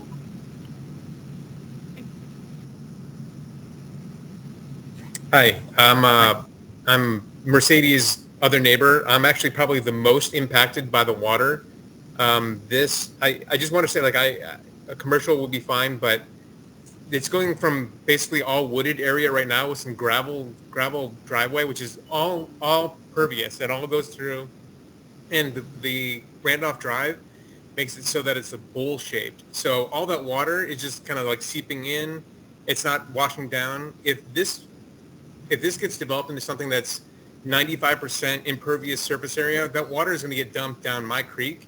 And I went through, I'm sure Supervisor Gross remembers, I went through like a 3-year litigation with the county as a direct result of this flooding that I get. I mean, it's gotten better since the Cowway development, but we cannot handle another drop of water that comes down that creek. It already has gone from, it used to be 6 inches deep 50 years ago to now it's over 4 feet deep and like 2 feet wide, and it fills up regularly with these. We get 100-year storms like 3 times a year now. So I mean, just climate change or whatever it is, we just cannot handle any more water that comes down here. So whatever gets developed, I'd like to just see at least the maintenance of the porous surface area, so the water has somewhere to drain and doesn't just get shot down. It'll be my creek. So I'm downstream. I'm on the low point here. So thank you. Awesome. No, thank you, Mr. David. Sorry that's your story to tell, but we appreciate the feedback. And the last name, and then we're going to need to move on, is Mr. Max M. Hi, can y'all hear me? Yes, sir. Hi. So I'll just be quick and say that, folks have raised valid concerns, but for my part, I am in support of residential use to get to the Supervisor Gross's central question about could it be used for residential. And in particular, I am invested in units or buildings that support mixed income, that are not just for people who can afford the kinds of houses that are here. And my question would be, and I would be in support of this as well, to reserve, if it's scaled down or whatever, to make sure that there are some tracks for affordable housing as well, so that we can support greater socioeconomic and racial integration across the community. Awesome, Max. Thank you. And there are requirements, at least for the affordable housing piece, for any new residential development that meets a certain threshold. or a certain number of units that any developer would have to follow. But your comments are well taken. Thank you for that. Awesome. All right. And again, just to reiterate, if we're unable to take all of the questions tonight just for the sake of time, but please, you should be taking all of our questions. I'm sorry? You should be taking all of our questions. I understand, but we have other members on the call as well that are part of the. I'm sorry? That's poor planning on your part to lump all of these proposals to one meeting. It's a challenge. If you need an additional outlet for communicating the concerns, that we can do. Everyone that came to this meeting is entitled to speak. I understand, but we also have to make room for the other folks that are also here for the next nomination. And they also were given the time that 9 o'clock was going to be the close. I accept that, sir, and I apologize. All right, give me 1 second. Let me pull up the next item. Michael, is there a hard stop for everybody here at 9 p.m. on a Thursday night? Like you guys have meetings after this? Not necessarily. So what I want to do is to make sure that the Gallows Road folks have an opportunity to speak in case they need to leave by 9. But Michael, yes, ma'am. This is Penny. Why don't we go to the Gallows Road piece and then circle back after that and take additional comments for the Columbia Road Low River Turnpike piece. That way we get everybody an opportunity to hear the presentations. But I think we could, it sounds to me like people are going to stay on the call so we can circle back. Sounds like a plan. We can definitely do that. Michael, yes. Is there any way? I'm sorry. Can you hear this, Roberto? I can hear you now, sir. Hello? Can you hear me? Yes, sir. Hello? Yes, sir. Yeah, listen, I apologize. I don't want to barge in, but you know, my computer got dropped. So I froze my hand, and I've been patiently waiting here for my turn. But every time the computer drops me, my hand goes down. So I've would I have a that chance later on to be able to speak? You absolutely will. What we can do is after we talk about the Gallows Road item, just to be fair for the others on the call, you will have an opportunity to speak. And I think the same thing might have happened to Mr. Donald because I saw the number on his name or his hand kept changing. So we will definitely get there. And one thing, Michael, I just took a screenshot of those that have their hands raised, and so we could actually just pick up the same order after the Gallows Road discussion. Perfect. Okay, thank you. Thank you. All right, one more check. Can everyone see my screen? Yeah, we see Okay. it, Michael. Awesome, thank you. So the last nomination in the Mason District, as we've mentioned, is just along Gallows Road. It's just east of the intersection with Interstate 495. It's wedged between LeBeau Lane, Wheatwell Lane, and of course Gallows. It is on a total of about 5.3 acres, and the surrounding community is predominantly residential at a variety of different residential densities. It includes up to 2 to 3 dwelling units an acre to the north, I believe in Holmes Run acres, down to 1 to 2 dwelling units in the south of LeBeau Lane, and I think 5 to 8 or 8 to 12 here along Wheatwell Lane, where you can see the townhomes. There is a public facility use. The Woodburn Elementary School is very close by. And there's access to LeBeau Lane along Aston. So if you're familiar with that area, it's right across from Woodburn Elementary. The current property consists of, I believe, 7 parcels. Forgive me if that's incorrect. But they're currently planned for 1 to 2 dwelling units an acre. And the proposal that we'll look at tonight is recommending 3 to 4 dwelling units an acre, single-family homes as well, a total of 20 on subdivided lots. And this is an image of the conceptual map that they've provided. It shows access directly along Gallows Road with a sort of stem here at the back with the additional properties. They also acknowledge the existence of some stormwater features here that would need to be addressed in any future consideration. Access, particularly along Gallows with planned improvements. First, the current state of Gallows Road, and then the planned improvements along Gallows Road will need to be taken into consideration. And how these stormwater facilities are treated and managed is another consideration that county staff will need to think about. In terms of compatibility, the use type, the intensity is comparable to what you see surrounding the proposed development. And that's an older slide. All right, so with that, what I'll do is stop sharing, and I want to invite, and I'm not sure which is on the call, but either Mr. Andrew or Russell Rosenberger. Sir, are you on the call? Good evening. I believe we are both here. Yes. Yes, Michael. Awesome. The floor is yours. Thank you. We are both here. This is Russ Rosenberger with Madison Homes, and also with me tonight is Andrew Rosenberger. Thank you for your time, and we'll pull up a brief presentation to run through. This just locates the property in the broader context, showing its relationship with a 1/2 mile and a 1 mile radius. As you can see, the 1 mile radius from the property encompasses all of the Inova Hospital complex, runs up to the Route 50 and Beltway interchange. So the property is located just inside the Beltway on Gallows Road, with proximity to I-495, Inova Hospital, and other employment centers. Go to the next slide, which shows in a little more detail the lot lines. As Michael indicated, this is 7 different parcels, 6 different property owners that have been consolidated. 4 of those properties have frontage on Gallows Road.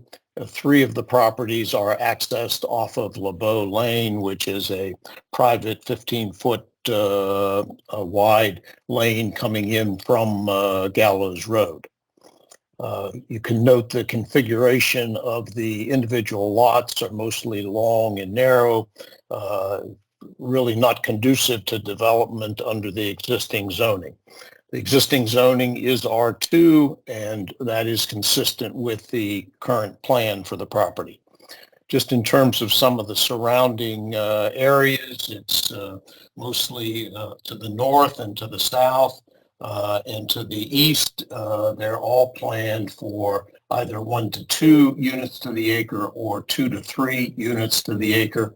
Immediately to the west of this property is the Raintree Townhome Community, which is zoned at R8 and is in the plan for 5 to 8 dwelling units per acre. Going to the next slide, you'll see the comprehensive plan. And again, this shows what I just described, current plan recommendation. There's no specific language, but the land use map shows this property as appropriate for residential development between 1 and 2 dwelling units per acre, consistent again with the existing zoning on the property. Our nomination is to amend the comprehensive plan to permit residential development at a density between 3 to 4 dwelling units to the acre. And as noted in the one sheet staff report, that zoning and that density is consistent with the comprehensive plan guidance for this area. I think it's also important to go into just a little bit of history on this property. This consolidation was part of a previous land use application in 2018 that proposed a special exception for an independent living facility that would have included a total of 72 units in a mix of multifamily, townhouse, and single-family detached homes. That application was recommended for approval by the county staff, but ultimately the applicant withdrew after the Planning Commission public hearing. There were certainly concerns raised at that time in terms of the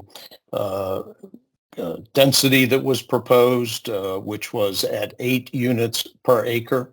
So it was density consistent with the density that exists in the Raintree community to the west. There were concerns raised about the different housing types that were included in this development, which included multifamily, townhouse, and single family.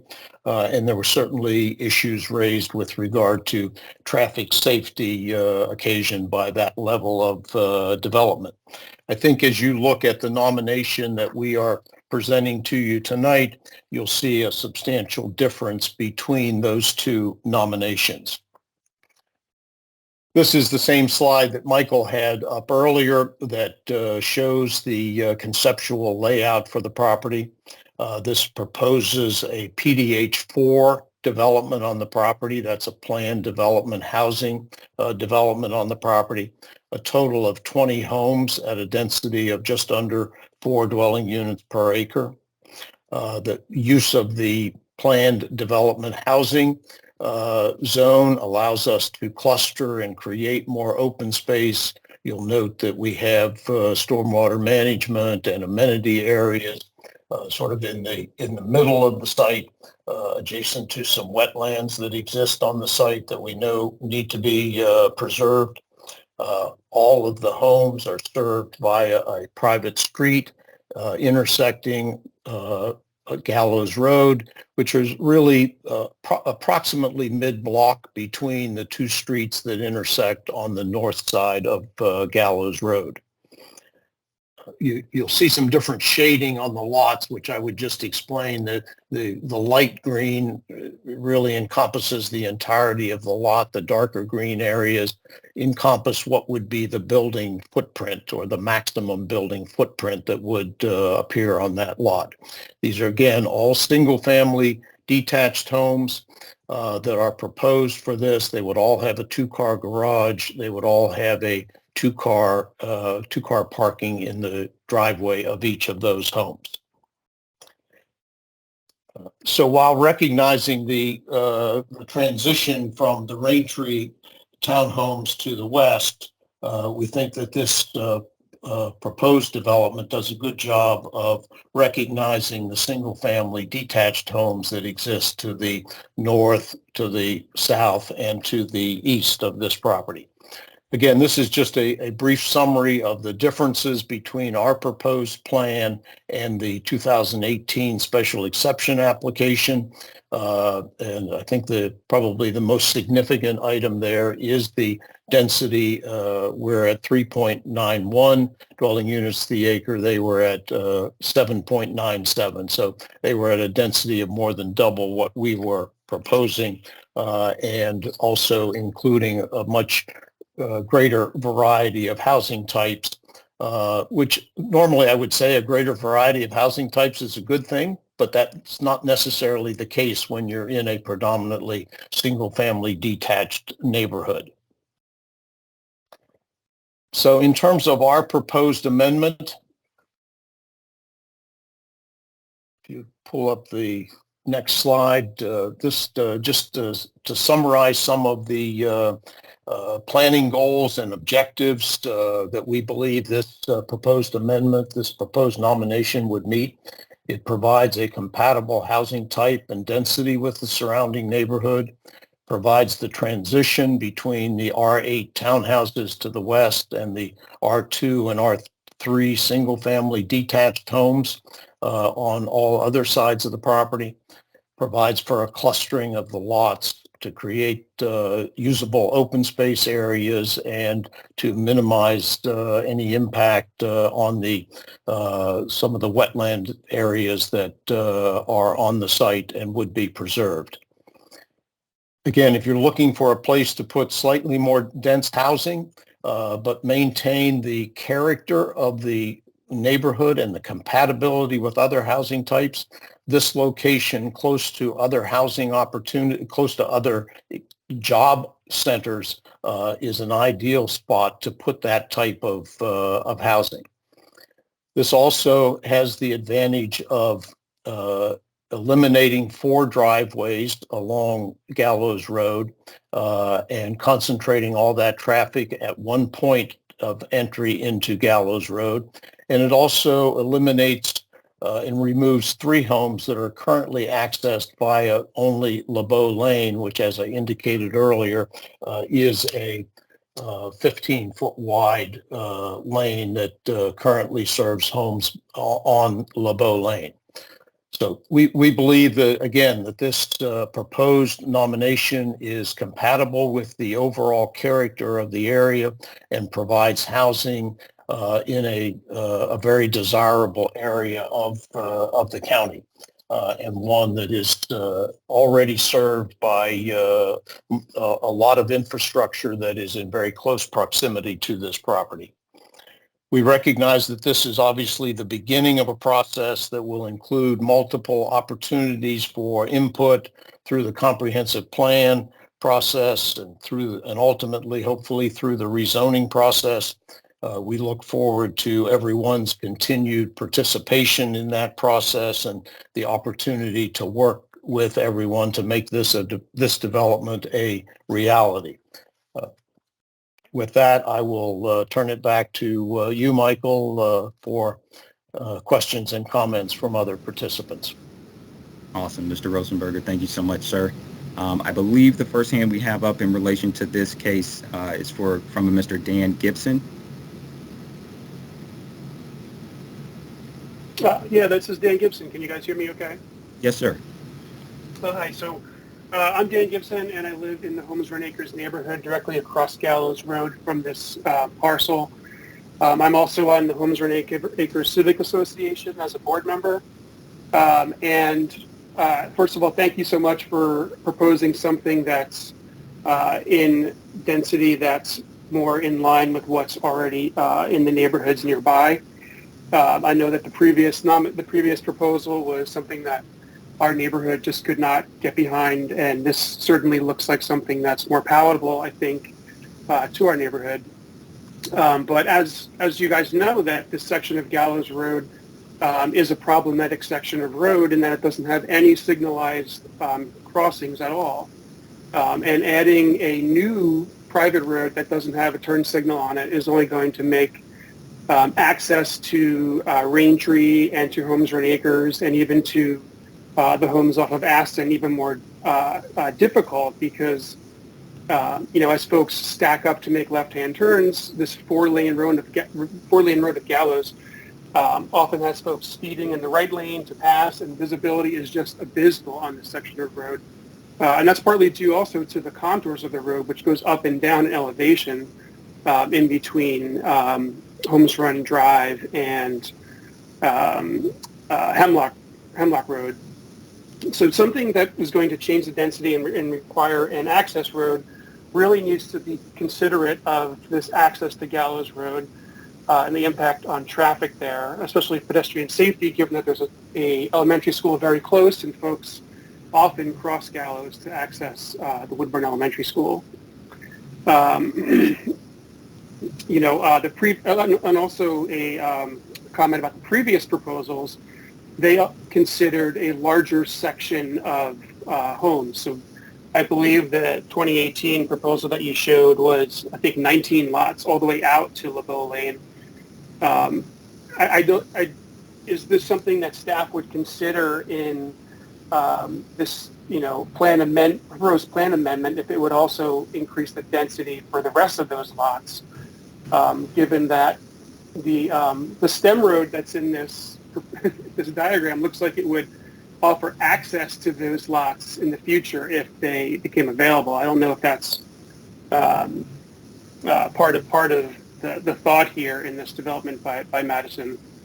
I think that's most of our concerns. I know that you've talked about the stormwater management and the existing wetlands. That really needs to be considered. And I know that comes later on in the process, as Ms. Gross mentioned. Zoning is where that's going to come into play, but it's good to see that you're cognizant of those issues. Finally, if there's any, given that this type of proposal or really anything that's going to increase density is going to increase the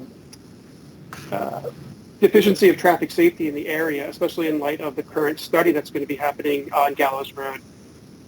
Is there any, proffer or possibility for improving pedestrian safety with signaled crosswalks or filling out some of the multimodal proposals that have been discussed for Gallows Road? Those would also be concerns of folks in HRA. Awesome, Mr. Gibson. Yes, sir. Were you? So that's it. I'll also submit written comment as well once I get more info from folks in the neighborhood. So thank you. Sounds good. Thank you, sir. Appreciate the comment. Mr. Dave Heckman, or David Heckman, I'm sorry. You got it. Thank you. I also live in Holmes Run Acres. I also filed with great interest 2 previous development proposals at this site. I agree with Dan that this is the correct density. This is, I think it is sensitive to the site, but it is a very challenging site. So we do want to make sure that that the county involves Fairfax County Public Schools with this nomination, which was not done with previous development proposals, despite concerns that FCPS does have about the operation of the kiss and ride and bus operations at Woodburn Elementary. We also want to make sure that we realize that the houses will, of course, be oriented to the private drive, but we want to make sure that the development doesn't turn its back completely on Gallows Road. There will still be homes along both sides of the street. So we hope that screening would be done with sensitivity rather than walls. But overall, I think we're optimistic about this proposal. Thank you. Thank you, sir. Appreciate that. And then I believe it says HRA Richard Archambault. That's my name. Thank you. Almost nobody gets my name. So I echo what Dan and David have said. I am a resident of Holmes Run Acres across Gallows Road. Strongly support all development because every home we build helps create space on the property ladder to fix the housing crisis we find ourselves in. Every house contributes. I will be a little bit more blunt than Dan or David. The traffic issues on Gallows are a factor of high-speed beltway traffic exiting onto Gallows Road onto a downhill slope to an elementary school. Just picture that in your mind. High-speed traffic, downhill slope, elementary school. It's dangerous, and we have engaged with the county, and our civic association is engaged with the county about how we manage traffic on that downhill slope, how we protect students during the day. They've done the extra, $250, I think, speeding fine in that zone. It's not controlling the traffic. So whatever we can do, and we as residents will attach those conditions to everything at this point. How do we make Gallows Road safer? So that's the extent of my comments, is how do we, in light of adding something to Gallows Road, how do we think about the traffic flow through there and make it safer? Thank you. No worries. Thank you, sir. Appreciate the comment. And I didn't see any additional hands raised for the Gallows Road assemblage, but I want to leave just a few more seconds. If you have a comment that you'd like to make related to the Gallows Road nomination, please raise your hand. My hand is raised. I have a question. Yes, sir. Go right ahead. I'm sorry. Sure. So I represent Wendy Ridge Lane, all the houses that abut this property, and I agree with everyone else. I don't have a problem with the density. This is fine with us. My comment is about Libel Lane. So to correct something Michael said earlier, and this impacts the traffic, he said there's access to Libel Lane from Aston. That is not correct. The only access to Libel Lane is on Gallows Road. There's zero access on Aston. So, and then the other thing I'd like to ask the committee to look into is the history of Libel Lane. So Libel Lane is a very bizarre road. It's 15 feet. And the reason why it's 15 feet is that Libel Lane was all part of our lots at one time. There was an easement. They took that 15 feet away from us so that you could have access, some type of access to those properties. And as I look at the development, they're not using Libel Lane anymore to have access. They're using Libel Lane to build a house on it. So I guess my question is, do we get that 15 feet back? And if that was taken from us to use as, as an access road, if you're not using it as an access road, I don't know why we shouldn't get that back. But other than that, the traffic is I don't want to beat a dead horse, is a major concern. It's so dangerous. You need a stoplight there. This additional volume is not going to help. So that's all I have. But the density is not a problem. It has to be used for something. This seems like a good use. Thank you. Thank you, sir, and appreciate the clarification regarding the access to Libel Lane, excuse me. Yeah, it's LeBeau Lane. It's Libel Lane. Libel Lane, okay. Yeah. And Gallows Estates was built long after LeBeau Lane was there, so I don't know about that, but I have heard before that a little bit of that area was part of LeBeau Lane, but I don't know the logistics of that to know what actually happened. But I believe this project is also going to help Braintree with stormwater management, and it's going to take away some dangerous homes that are over there now because they were built so incredibly long ago, and a lot of dangerous trees. So we've got to look at the positives too. And I think it's only like 50 to 75 feet before you're out of the bad traffic. I live on the other side of the road in Holmes Run Woods, and I've lived on both sides, and I do know that it's actually easier to get out on that side of the road during the morning traffic than the afternoon traffic.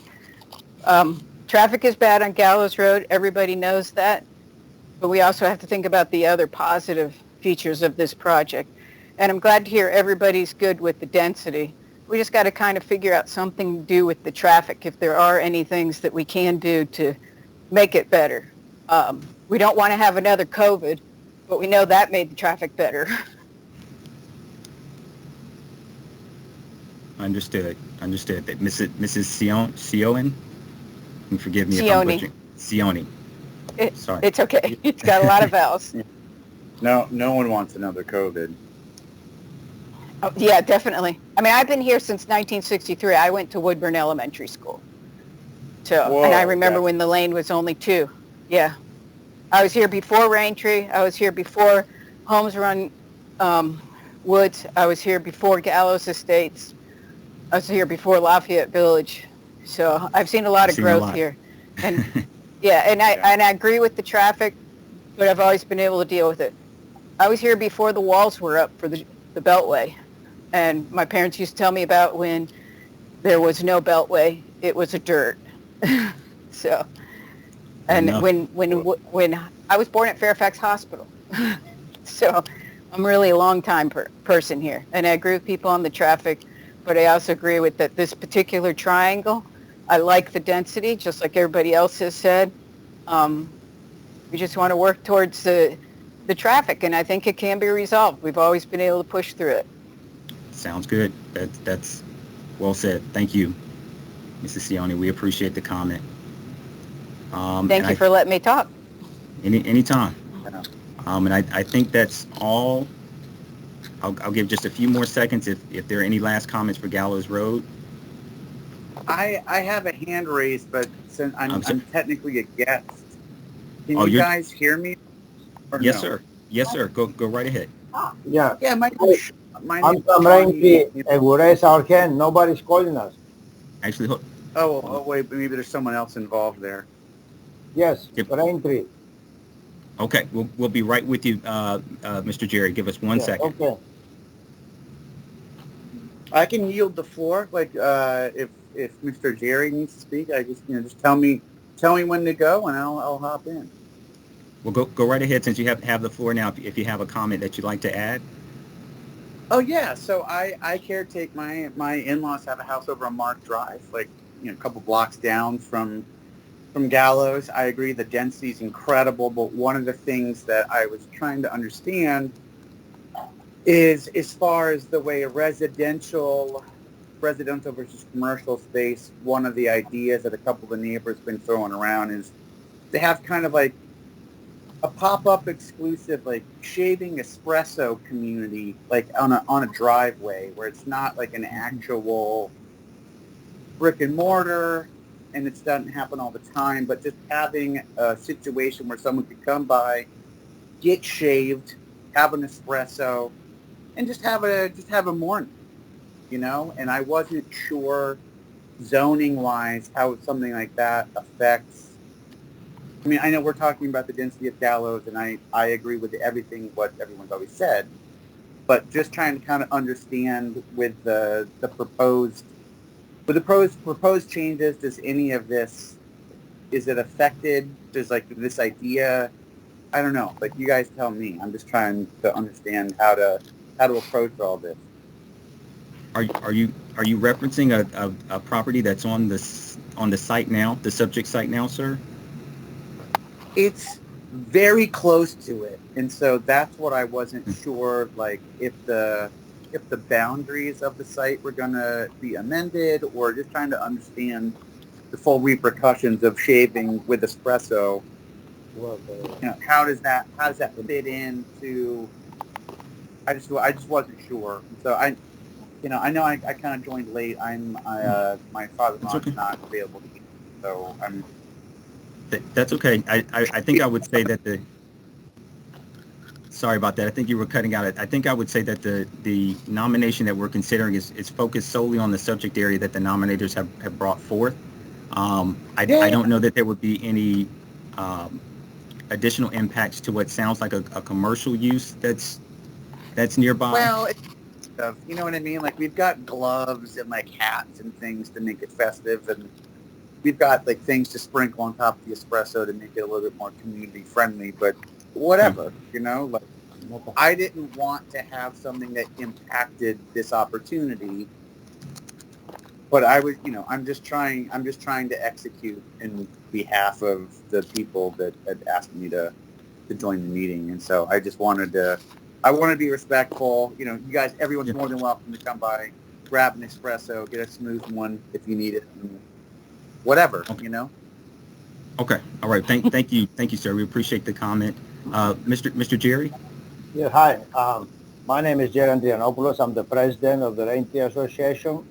As Mr. Rosenbluth pointed out, his concept is much better, more appealing to us than the previous concept which we fought. Okay. Our biggest concern is flooding, right? We have vehicles flooding in the lower part of Whitwell. I mean, last time we had a flood, 8 vehicles were considered a total loss. We have not been approached to see how they're going to deal with that issue. Right? So that's a big concern. The other thing is the section on the top in the upper part of Debo Lane. What's the proximity to our units over here because of the slope of the land? That's going to create problems. All right? So we'd like to know how they're going to deal with that.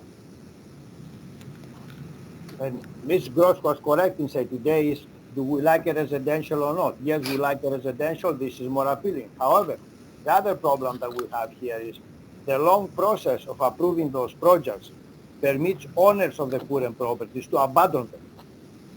And what has been happening here, we have dead trees falling all over the place, and the owners refuse to do anything about it because they expect Mr. Rosenbluth to go in and deal with them. And septic tanks, which they have to be looked at. We approach the county, and the county does absolutely nothing.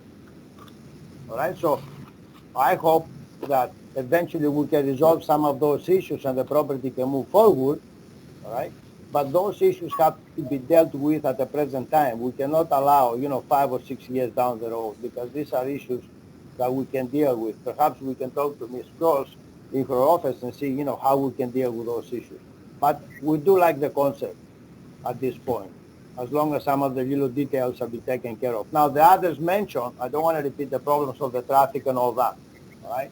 We do have those concerns as well because of the proximity of the exit they're going to have to our property, because it takes us about 10 to 20 minutes in the morning to get out. And that has to do with the proximity being, very close to 495 and the easy pass lanes, and the speed with which people try to run those lights to get access to the highway. So I will not take any more time. Hopefully we can be contacted and, deal with those issues. But as I said, the concept is much more appealing to what we had before. Awesome, sir. Mr. Jerry, thank you. Thank you for the comment, sir. It's duly noted. All right.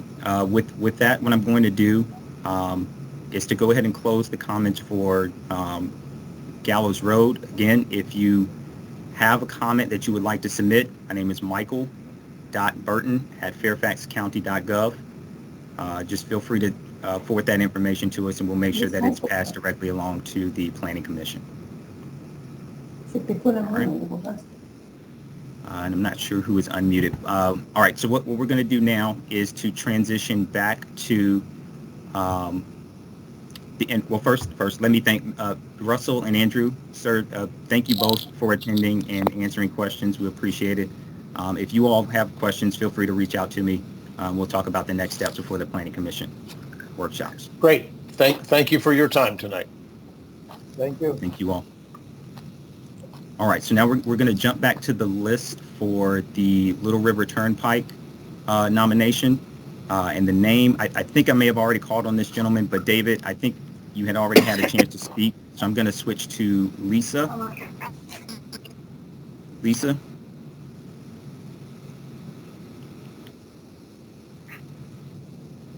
And if you can hear me, Lisa, it's muted. Hi, Lisa is my wife. I've had some surgery recently, so bear with me. My speech is still off. Okay.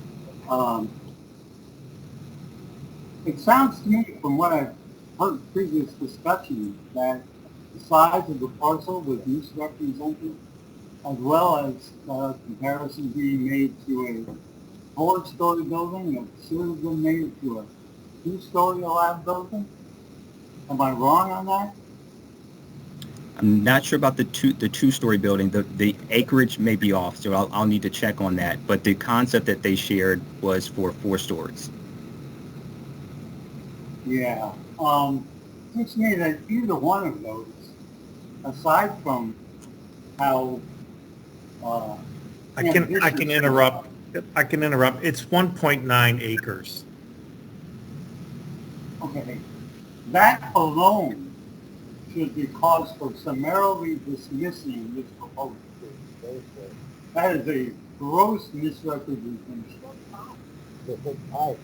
That's point number 1 of 3. Lisa, I'm having a hard time hearing you. It was hold on 1 second. It was a gross. It was a gross. I'm sorry. A gross. It was a grocery.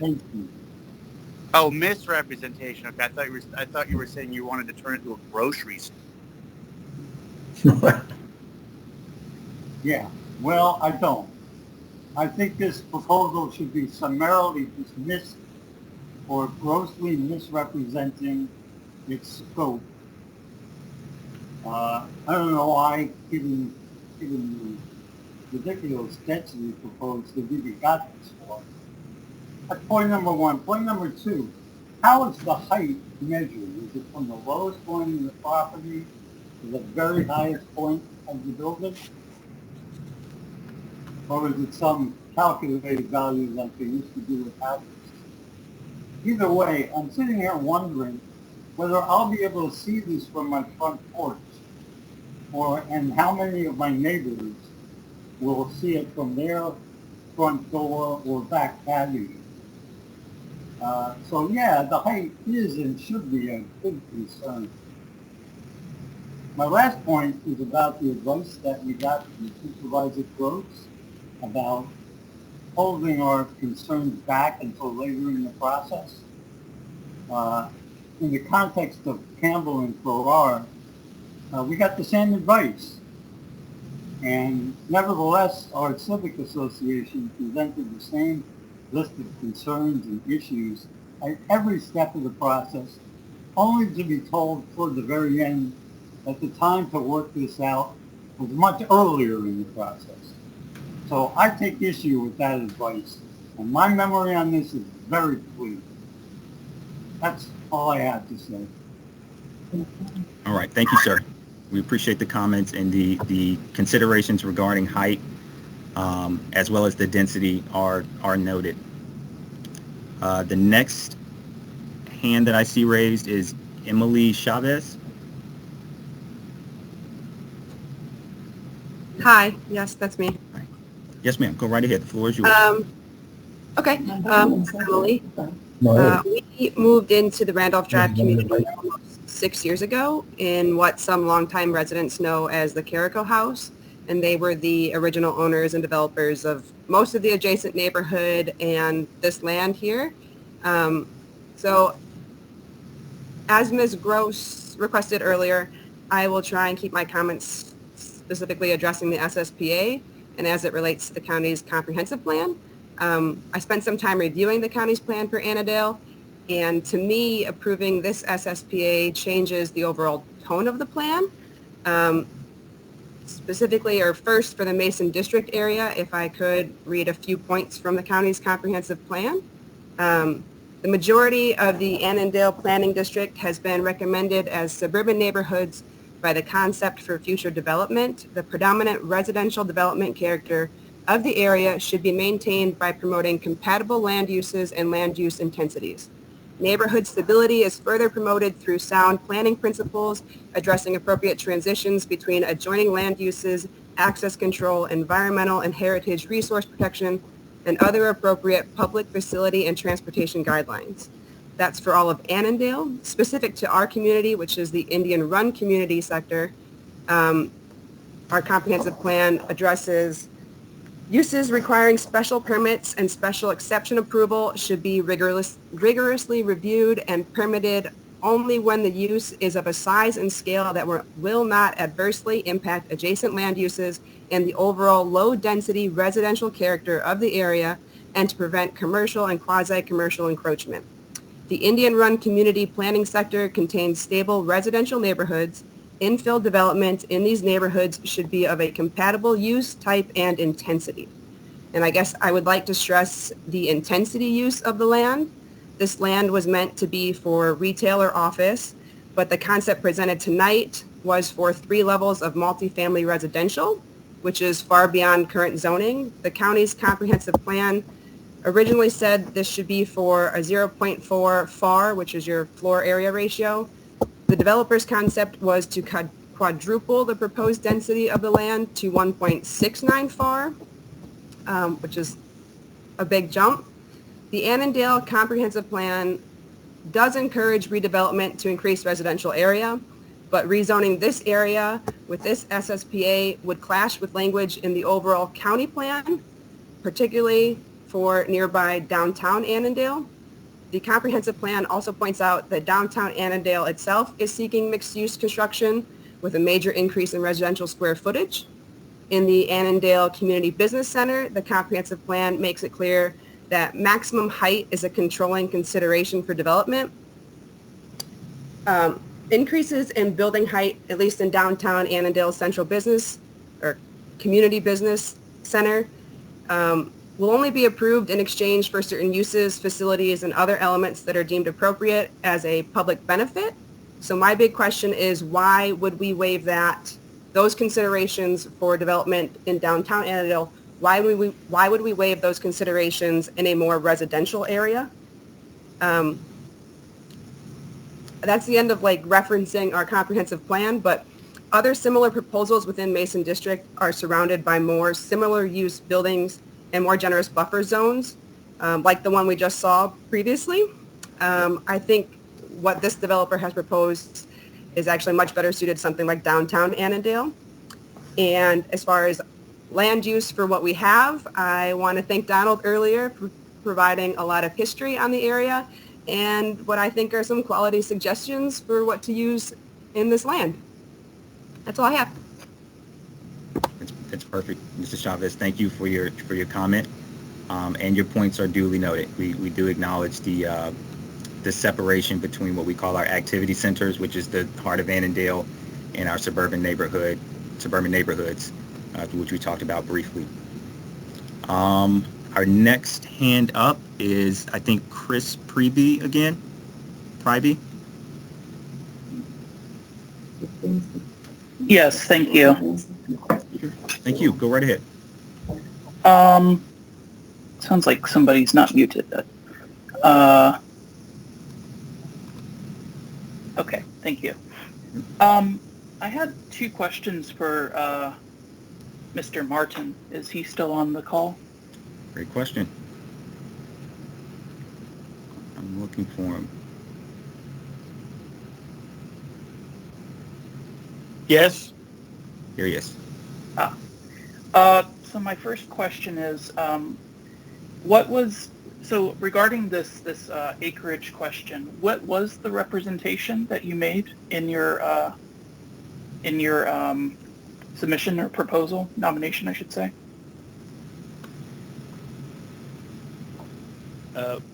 What's your question? The acreage. There was a dispute about how many acres there was. What was the number that you proposed? I'm sorry to cut you off, Mr. Preby. That error was on my part. In the presentation, the image that I showed 5 acres. So that wasn't on the applicant. Okay, I just wanted to clarify that. My second question was looking at the, I don't know what you call it, the SSPA, I guess. I live in the Pinecrest community, and it's just at the very end of your initial letter, Mr. Martin, you say multifamily residential would be compatible with the Pinecrest residential development along Little River Turnpike to the north. I was wondering if you could explain that further, why it would be compatible.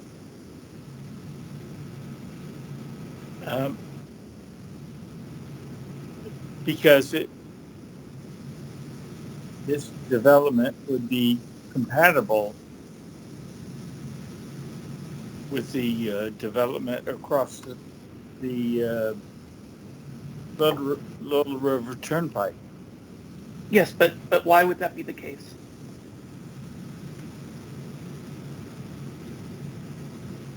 It's compatible. So my comment, I guess, in response to this question, or Mr. Martin's answer,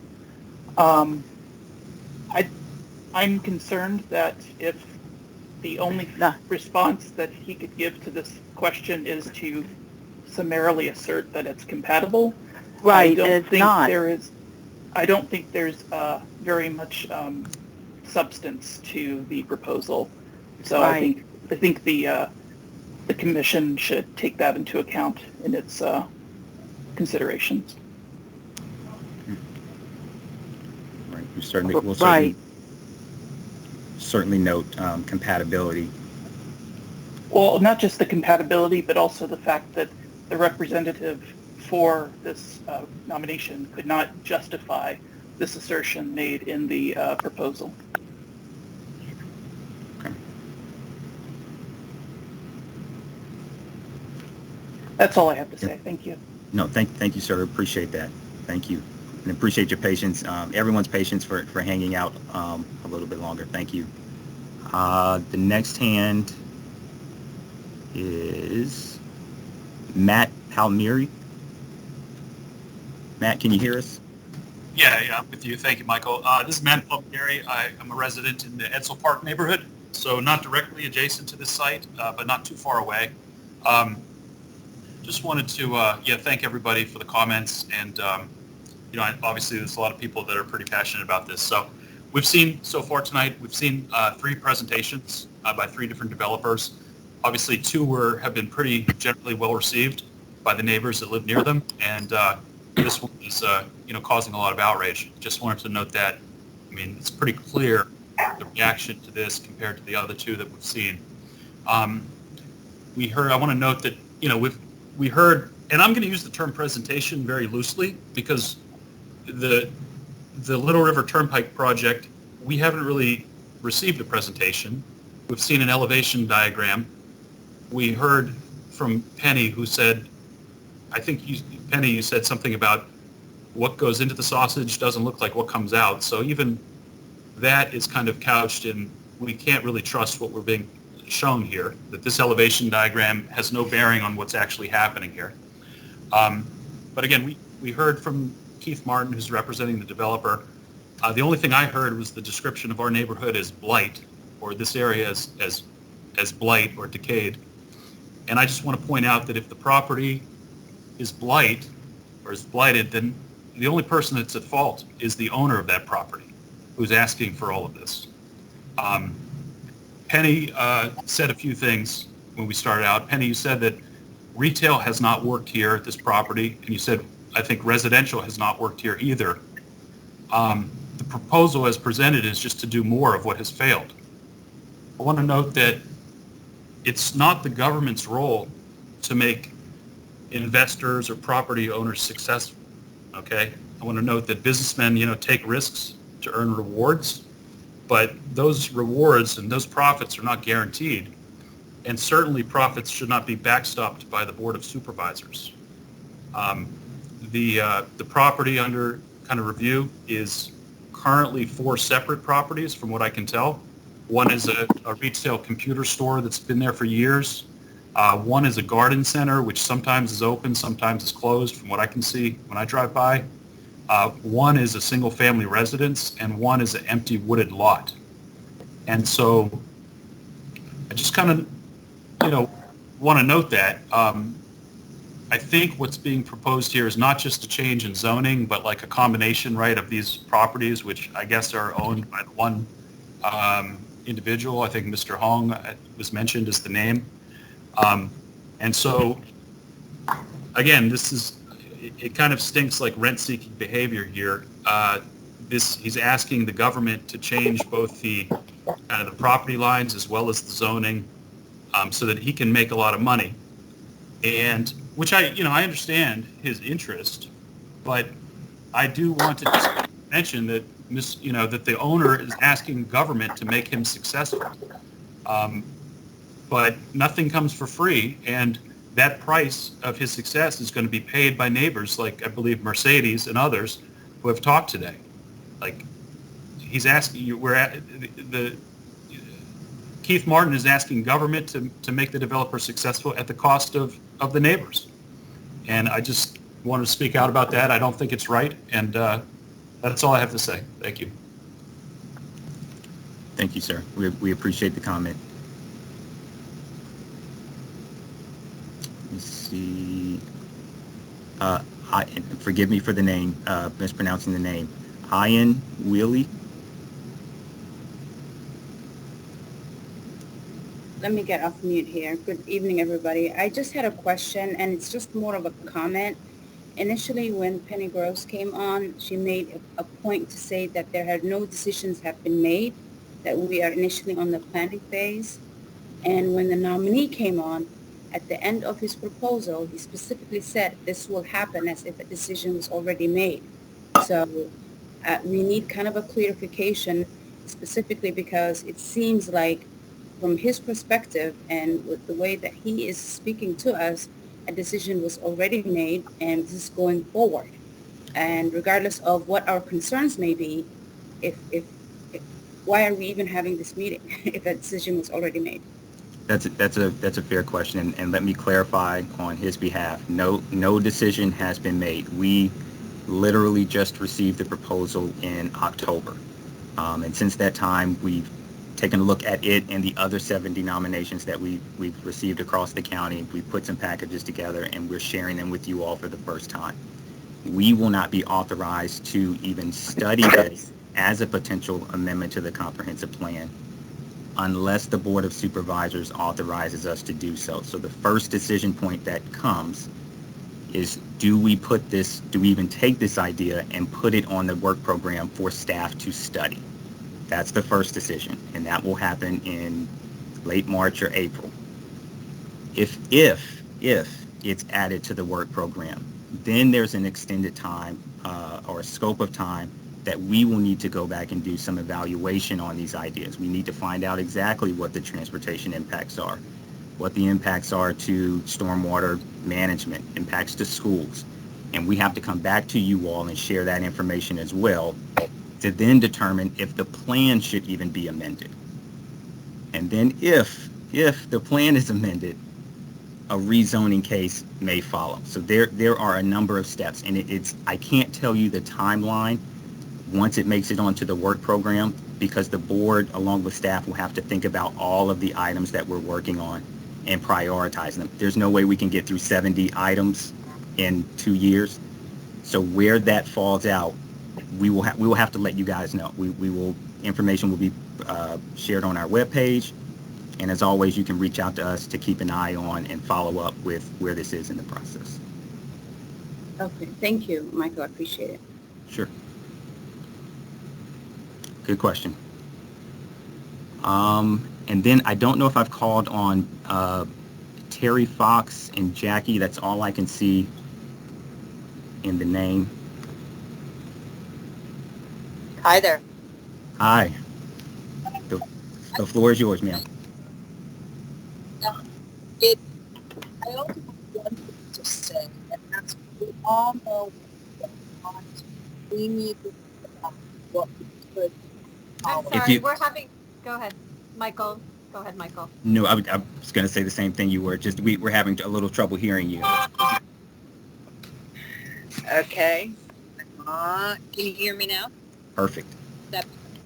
Yes. Okay, so I think we're all clear on what we don't want. I think we need to come together as a community to figure out what we would like. What could we tolerate? I mean, what about a charging station up there with gravel instead of a hard stone, so that we can address some of these serious concerns, the water flow and runoff, and then we still haven't addressed the traffic issue. I mean, it's horrible at this point cutting through here, extremely dangerous without having any sidewalks. All of these wonderful new families that are coming to inhabit our neighborhoods, and their kids and their strollers, and I fear for them all. So I think Emily, you did a great job summarizing kind of the situation there. I would just propose to you all come together, come up with some good creative ideas to utilize. I am not making Mr. Hahn a bunch of money. I'm getting at something that is more beneficial to it and likely to improve our community. And that's all. Okay. I think I caught most of that, but if anyone needs to have her repeat anything, just in case. But thank you, Mrs. Fox or Mrs. Coppage. I don't know. Doesn't matter. Okay. Thank you both. All right, Mr. Larry Sweatlow. Hi, this is Kathy, his wife, and I just want to make 2 quick points since I know it's getting late. The first is that I feel that this proposal is so completely outrageous and completely out of step with our neighborhood that my question is why it wasn't thrown out from the start. I believe that there are those developers that have a strategy to ask for a whole lot so that you can then sound reasonable when you reduce it down somewhat. But we shouldn't be wasting the county's time or our time going through this process. Secondly, I just want to say that we have a major traffic problem now. This is before anything is put in those lots, and that the neighbors here attempted to deal with it by putting these speed humps in, which has helped a little bit, but we still have a real problem. You can't walk on our street during rush hour or when Thomas Jefferson is starting class or ending class. It's a danger to the families, children, people walking their pets. I have been hit before, bumped. I have had cars stop and yell at me for walking along the side of the road because 2 cars can't pass each other. And yet if we pulled out of their way every time, you can't walk in the neighborhood for the constant flow of cars at various times. And that's happening now. And any proposal that's considered has to start with looking at, are cars going to be allowed onto our street, our cut-throughs, which is why there's such a problem. Columbia Pike and Old Columbia Pike, and Randolph Drive are cut-throughs, and that's why they're a problem. And we can't afford to have any more traffic. Let's carry on trying to solve our continuing problem now of dangerous traffic. Thank you. Thank you, Mrs. Sweatlow. We appreciate that. And then I see a new hand from Jermaine.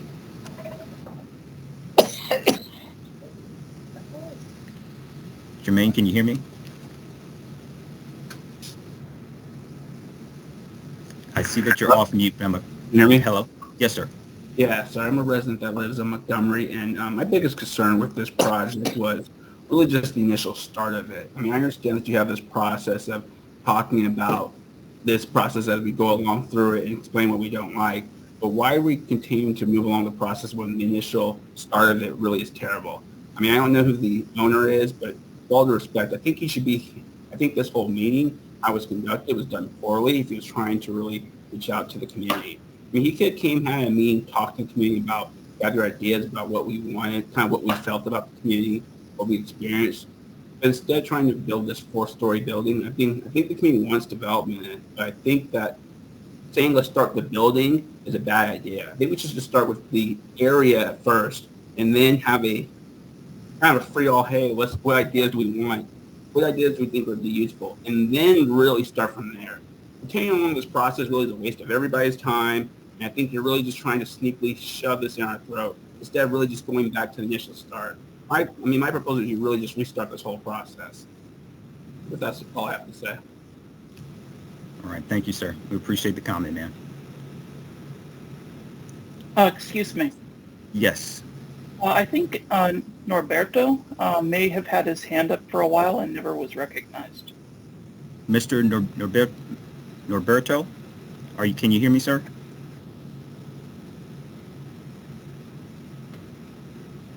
To get my turn for 2.5 hours. Thank you so much for taking my call. Yes, sir. Go right ahead. Okay. Basically, we have lived in the neighborhood on Willow Run, which is to the south of what is being proposed.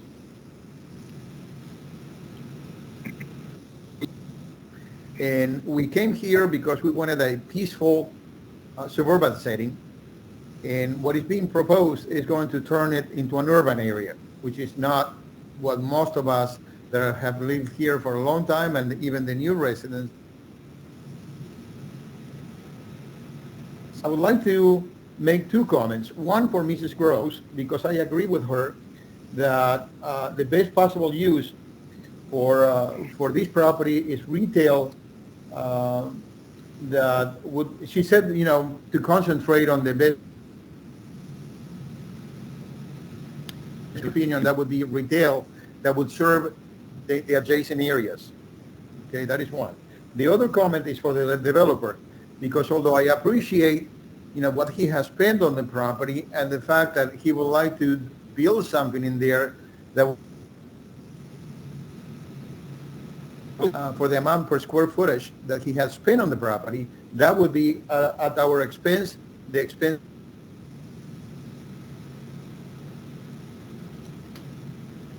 And Mr. Norberto, I don't mean to cut you off, sir, but the audio is coming in and out.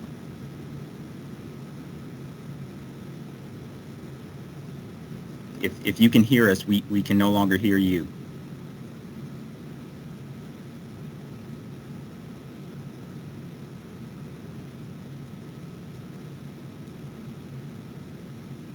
Okay, we'll give you a few moments just to get situated, and then give you another chance to finish your thoughts. I'm not sure if we've already called on Donald. We have John. Okay, got it. I'm just going through I'm looking at the list of hands raised. If you've already had an opportunity to speak, Mr. Yeah, yes. I did have my hand up. Oh, I'm sorry. Go ahead, Mr. Donald. Thanks. Just a couple of things. Number one, Michael, your patience is phenomenal. You're a measured guy, and Penny, and Clara are lucky to have you. I just want to say that. Number two, I know that Penny, we talked about, grocery store wanted to go in there. That was the Lidl. but the legal wasn't going to work in that property because the rent that they pay and what they're asking for, $2.8 million, it wasn't going to work. So they couldn't put the Lidl in there. They went down further down in that beautiful shopping center across from Home Depot. And as far as the Patient First, which is now at Eastgate, and another beautiful property going in, that couldn't go in because they only needed half of the lot. They didn't need the full space, so they'd have to separate the lots, which made the second lot less valuable because it wasn't you didn't have 4 lots. Now you had 2 lots and 2 lots, and that just made it less valuable. So that didn't work. So what does work? Well, not this property, that's for sure. And I'm really surprised that it got even into the nomination process. But what would work, and I think everybody would rally around, that includes Pinecrest, that includes the whole Randolph Road, Randolph Drive, Columbia Road, would be a nice, well done retail property that brings in credit tenants, national credit tenants. Chick-fil-A, I mentioned earlier, came into Annandale. Chick-fil-A goes into very select places. They do the demographic study, and they only go into places where they know they're going to make a good sizable profit based on the demographics. Our demographics in Annandale are phenomenal. If you put credit tenants in there, and as well as Shafiq at Pro Computers, who's been there forever, and everybody loves his store, his computer store there. But you put in like a Kinko's, or you put in a Starbucks to go, or a retail credit tenant, national tenants, which is going to allow no traffic, much less traffic along the feeder roads. But then again, everything will be up toward Little River Turnpike, and all those beautiful trees on one of those lots, the back lot, beautiful trees. There's maybe 40 beautiful trees there, tall trees that would all be eliminated with a redevelopment that's being proposed. Those trees could stay. That ugly single-family home that's being rented, that would go. You landscape it, and you have all that. The storm water would go into that area versus concrete, et cetera. So, would retail work? Absolutely, retail would work. Not as a grocery store, but retail, good quality retail.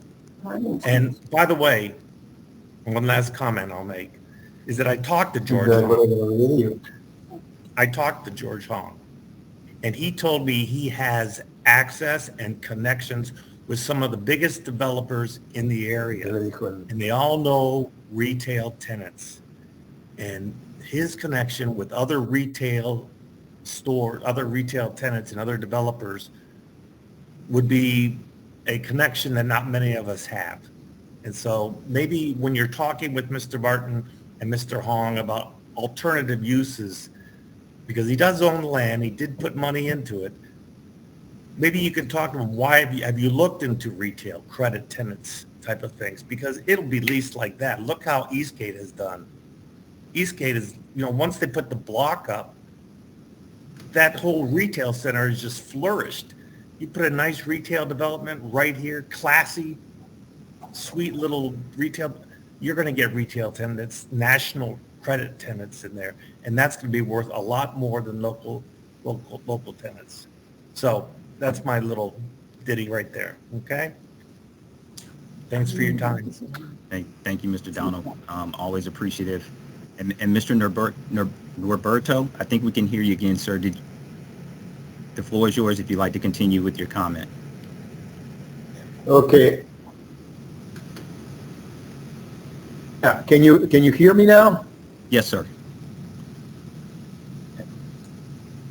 Hello. Can you hear me well? Yes, sir. I think we can. Can you hear us?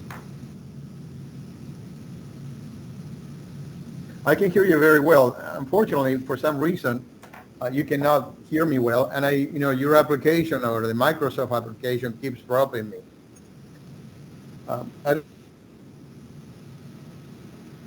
The main concern is the density. And I agree with Donald that retail that serve the adjacent communities, quality retail would be the best use for that land. And if me for the land and keep 105 units with more than 200 spaces is not the solution to his problem. I mean, because we need something that will support our community, an attraction to our community. We've been here for over 40 years. This is a nice, peaceful, urban environment, and it shouldn't be turned into an urban, high traffic, high pollution area just to serve the profit. I got to say. Okay. All right. Thank you, Mr. Norberto. And your points related to density as well as compatibility, I know they've been reiterated throughout the night, but they are also taken, sir. All right. And the only two hands that I see remaining are, and actually one disappeared, and Lisa, I think your hand is still up. Did you all have any other comment that you? No, I think we just got hit more than once. We're done. Okay. Okay. All right. Well, I'm again. Yes. Michael? Yes, we can hear you. I'm on the phone. This is Nancy Hoblet, and I live in Pinecrest. I just have a quick question. What is 60% of the AMI? I know what it is, but what's the number? The AMI? Yeah, it says affordable to households, 60% of the AMI and below. It's for average median income of the area, but I don't, off the top of my head, I don't know what that number is. Okay. I think it's, Michael, I think it's around somewhere between 70 and 80 for a family of 4. Okay. I think that's about what it is, the last time I looked. Okay. And now, and on the, I couldn't tell, are these going to be 1, 2, 3 bedroom apartments? And how much are they going to rent for approximately? Mr. Martin, I don't know if you're still on the call.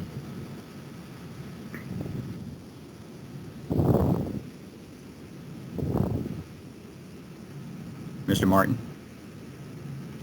What I'll say brief, yeah, go right ahead.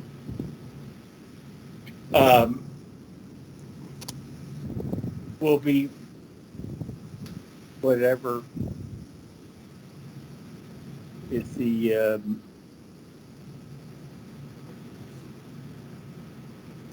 income. I think you're coming in and out as well, Mr. Martin. We were unable to hear that. So none of the apartments are going to be full rental units. They're all going to be 60% or below AMI. No, not. That's not what they submitted to us. It would be market rate residential units. They didn't share the mix or the types of units, but as a part of the county's review, we require that once you reach a certain number of residential units, that you are then required to commit a portion of those to 60% of AMI, so that a portion of those units are affordable. Okay, because it says and below, 60% and below. So, okay, thank you. Thank you, ma'am. Michael, I do. Michael, this is Yes. Jenny. Perhaps we need to explain, because I think there was perhaps a little bit of a misunderstanding by the last caller. Okay. The county has a formula, depending on the number of units in a development, as to how many, what percentage of those units would have to be affordable. For something like, let's just take this particular proposal, 105 units. I think the amount is about 12% And so that would be somewhere around 12 or 13 of the units would have to be for affordable. But please don't quote me on that because I need to look up the exact percentage. But that gives you a sense of it's certain, which normally comes into a dozen units or less in a larger development. But we're not there yet. This is a nomination for a change to the plan language, not a rezoning or a special exception.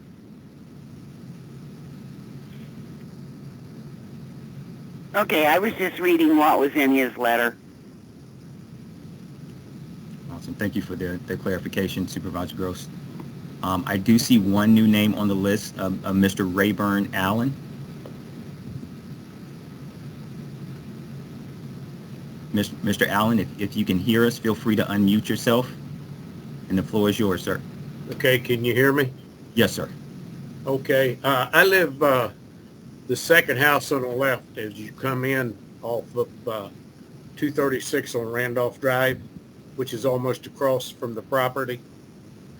My big problem, and I'll make this short, is I'm getting all the water off of that lot, and the water soaks up with the way that it is right now, a lot of it.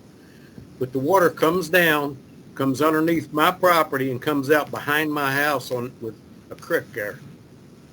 And I'm also getting all the water from 236, the shopping center, and some of the water from across the street on the other side where there's a retention pond that comes through.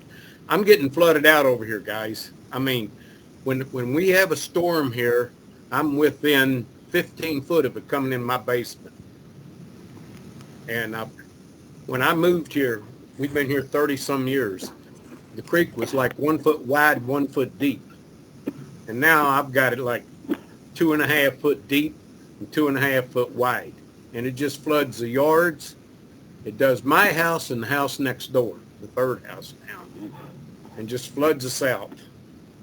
And I'm concerned about the traffic, which we've already discussed. And I'm also concerned about the wildlife around here because I have a lot of fox that come out here and deer and so forth. But the water is my main concern. I mean, it just floods us out, these two houses. And the other shopping center, we were pretty good till they put the shopping center, strip mall in on the right side. And they were supposed to put something, you know, I heard they're putting sandboxes in and catch the water to slow it down. That didn't happen. I don't know what they got in up there, but the water just flows. I mean, I'm getting, when we get a big storm, like 100-year storm, it just covers the whole backyard. And I'm out there picking trash up from 236 in the shopping center. And that's all I've got to say on it. All right, understood. Mr. Allen, thank you for that comment. Stormwater, I think one of your neighbors also mentioned the same thing who lives close to you on Randolph Drive. So we will certainly make note of that. And thank you for your time, and I appreciate your time, Penny, and everybody else's. Thank you. Sure thing, sir. Michael? Yes. This is Fran Wallingford. I just want to take a minute and thank you for your patience in doing all of this. You and your team have been very accommodating, and we really appreciate you taking the time to do all of this. And I also want to say a special hello to Clara. I haven't seen her in a while. So thank you all very much. Thank you. And actually, likewise, I know there's a lot to cover. I had heard previously that there was a lot of concern regarding the nomination. So we were expecting that. Everything didn't work technically as well tonight, but I do want to thank everyone for your patience. It's helpful. It's definitely helpful, and we'll make sure that we try to clean it up and be better prepared for any future meetings. So I'm going to open the floor just briefly for any last comments. You don't need to raise your hand, but I do just want to extend that time. If anyone has anything else that they want to contribute and they haven't had a chance to, please do so now. And Michael? I'll just have a Yes. question. Yes, sir. Michael? Oh, go ahead. My question is, and I don't know the true answer to it, but I was told when you come off of Randolph Drive, if they do this development, you can only make a right on 236. You can't go across and make a left. And if that's the case, why are we being punished because somebody else wants to build something on the lot up there? Yeah. Understood. I'm going to be honest with you, Mr. Allen. I'm not sure if the future improvements will close that median. I think right now the median is open to allow for a left-hand turn off of Randolph. Yeah. But that's something that I'll take a closer look at. We'll talk with FCDOT to see if that's the case. I appreciate it. Thank you. Yes, sir. So, Michael, Yes, ma'am. this is Terry Fox, Penny. Yes, ma'am. Go right ahead. Hi. It's good to see you. And Michael, you're doing a great job. I love it. So, my question is, raise hand. Is there a possibility that Fairfax County would buy the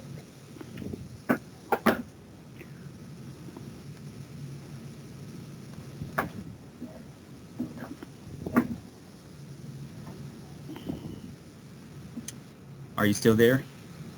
She's on mute. Okay. Mary, don't touch the mic. So is it possible that there's a possibility that Fairfax County would buy the property behind to maybe EV charging stations or something? Like, does it have to be? Pinecrest doesn't have the ability to use electric vehicles. Well, partially they do, but not totally. So can we kind of sort of get the idea? Terry, thank you for that question. I can tell you point blank, no, the county would not buy that property for a charging station. The cost is way too high. However, there are a number of efforts underway in the county and in the region. We're putting in many more electrical vehicle charging stations in shopping centers and so forth, but a standalone parking lot with charging stations would not be something that the county would consider here. So, however, if and when this property gets redeveloped, however it gets redeveloped, most likely there would be a recommendation for charging stations, 2 or 3 electrical vehicle charging stations to be put in as part of the parking requirements, regardless of what is going on there. That's good. Close yourself. Oh, I told to close myself, but I mean,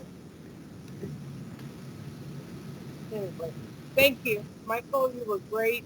Penny, you know I love you. But maybe something not as grandiose. If I could, Terry, since you raised the question of charging stations, charging stations are put into generally retail and commercial centers, parking lots. A parking lot with a charging station without a shopping center isn't going to have, without retail or whatever, is not going to be sustainable. It needs to have the density of vehicles coming through. That's why you see the charging stations at the Giant, for instance, at the Annandale Shopping Center and so forth. Those are charging stations that have been put in by the various, I think some of it comes from the Volkswagen settlement, but it's normally the charging stations are put in where you're going to have a component of constant flow of people. And as you get to a faster charging, some charging you can do now in about 15 or 20 minutes. when they do the really fast charges, you'll see, I think, even more of those. But not at this particular location. The only reason why I thought about that was because Pinecrest is a high density, right? And the condos and everything, townhouses, they will never be able to do EV vehicles because they can't do that, right? Actually, there's legislation being worked on at the state level to allow HOAs to install, let's see, I'm sorry, it's not HOAs, it's common area communities, I believe is the term for it, to be able to allow them to do that and encourage them to do that, but it has to come down from the General Assembly. So that is being worked on.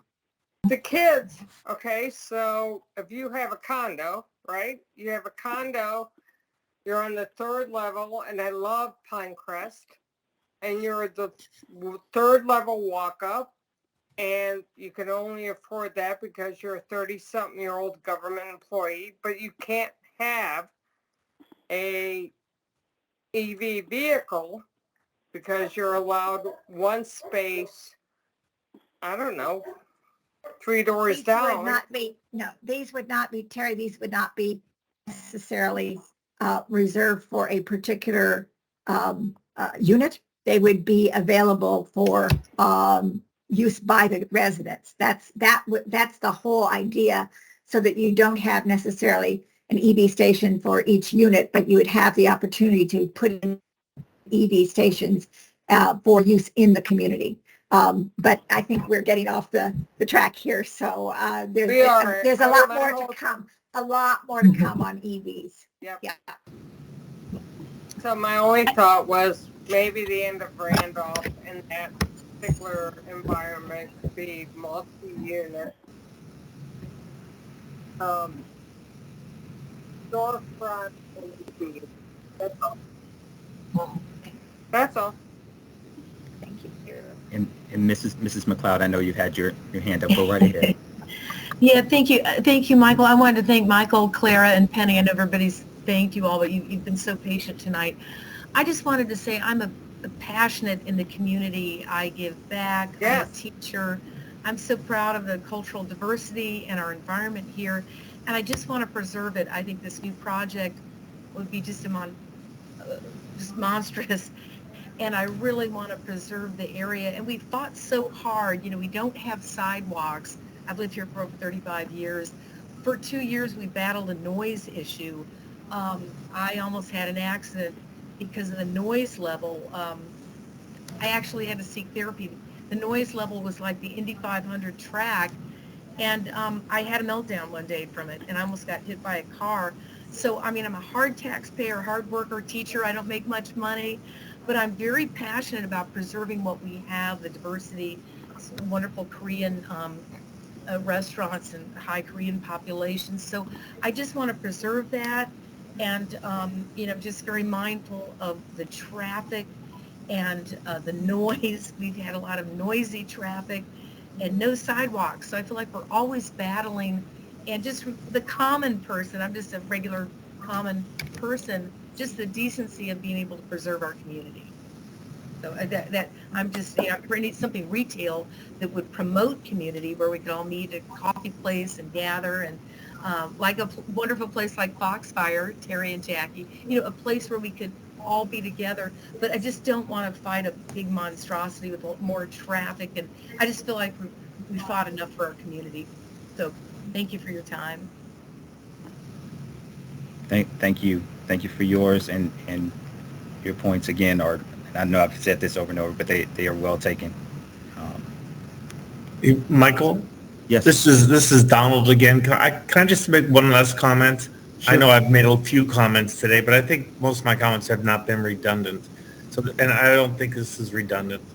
The last thing I want to say before we end the evening is that if you look at how many people are still at this meeting, 76, right? And how many people had comments at the first meeting? 1. And how many people had comments in the next meeting? Maybe 15. We've had so many comments that we had to come back for more. We have 76 people still listening. And I've heard 1 maybe they like the idea of this property. 1. And 76 have voiced their opinions by still being here. And I don't hear very many people in support of this property. And so when you're giving consideration to advancing this nomination, I just want you to take that into account. The incredible amount of opposition and to this and the lack of support for this. There's only 2 people that I heard support it, and that was the developer who's on the call but didn't talk, and his attorney who spoke but not well. And the rest of us had been opposing this. And so I just want you to take that into consideration as you advance the next round. Thank you. As always, thank you, Mr. Donald. Poignant remarks. I will go ahead and begin to close the meeting. I need to make a couple of points. And I'm going to reiterate this over and over. If you have comments, please, please, please don't think that tonight, when this meeting closes, that's the only time for you to contribute. If you would like to put them in writing and have us have a physical copy or a digital copy, however you send it to us, please do so. We will make sure that this information moves forward into what I'm going to talk about next, which is our next steps. We have what's called Planning Commission workshops. So the Planning Commission will hear and weigh all 70, just giving everyone a heads up, all 70 nominations over a series of workshops beginning at the end of February, probably more likely starting early March. That is, again, open to the public. Please stay tuned to the website. If you're having trouble with the website, just reach out to me so that you all will know when those meeting dates are and when this particular item will be heard or discussed in front of the Planning Commission. The other thing that I want to note really quickly before we close is that we do have one more Mason District meeting. It won't concern this particular nomination. It's actually a repeat of the in-person meeting that we did on January the 11th. It concerns the other 3 items in Seven Corners and Bailey's. I don't know if you're interested in all of those, but you all are welcome to tune in next Monday. Same website, same area. You can find the link, and we'll have the same similar presentation, which will hopefully work better than I had to go tonight. So that's all that I have. Once again, thank you all for your consideration, for your time. It's greatly appreciated. It actually makes our work easier to get this feedback early in the process. So thank you, and I hope you all have a wonderful and safe evening. Michael, before you go, what's the deadline for submitting comments?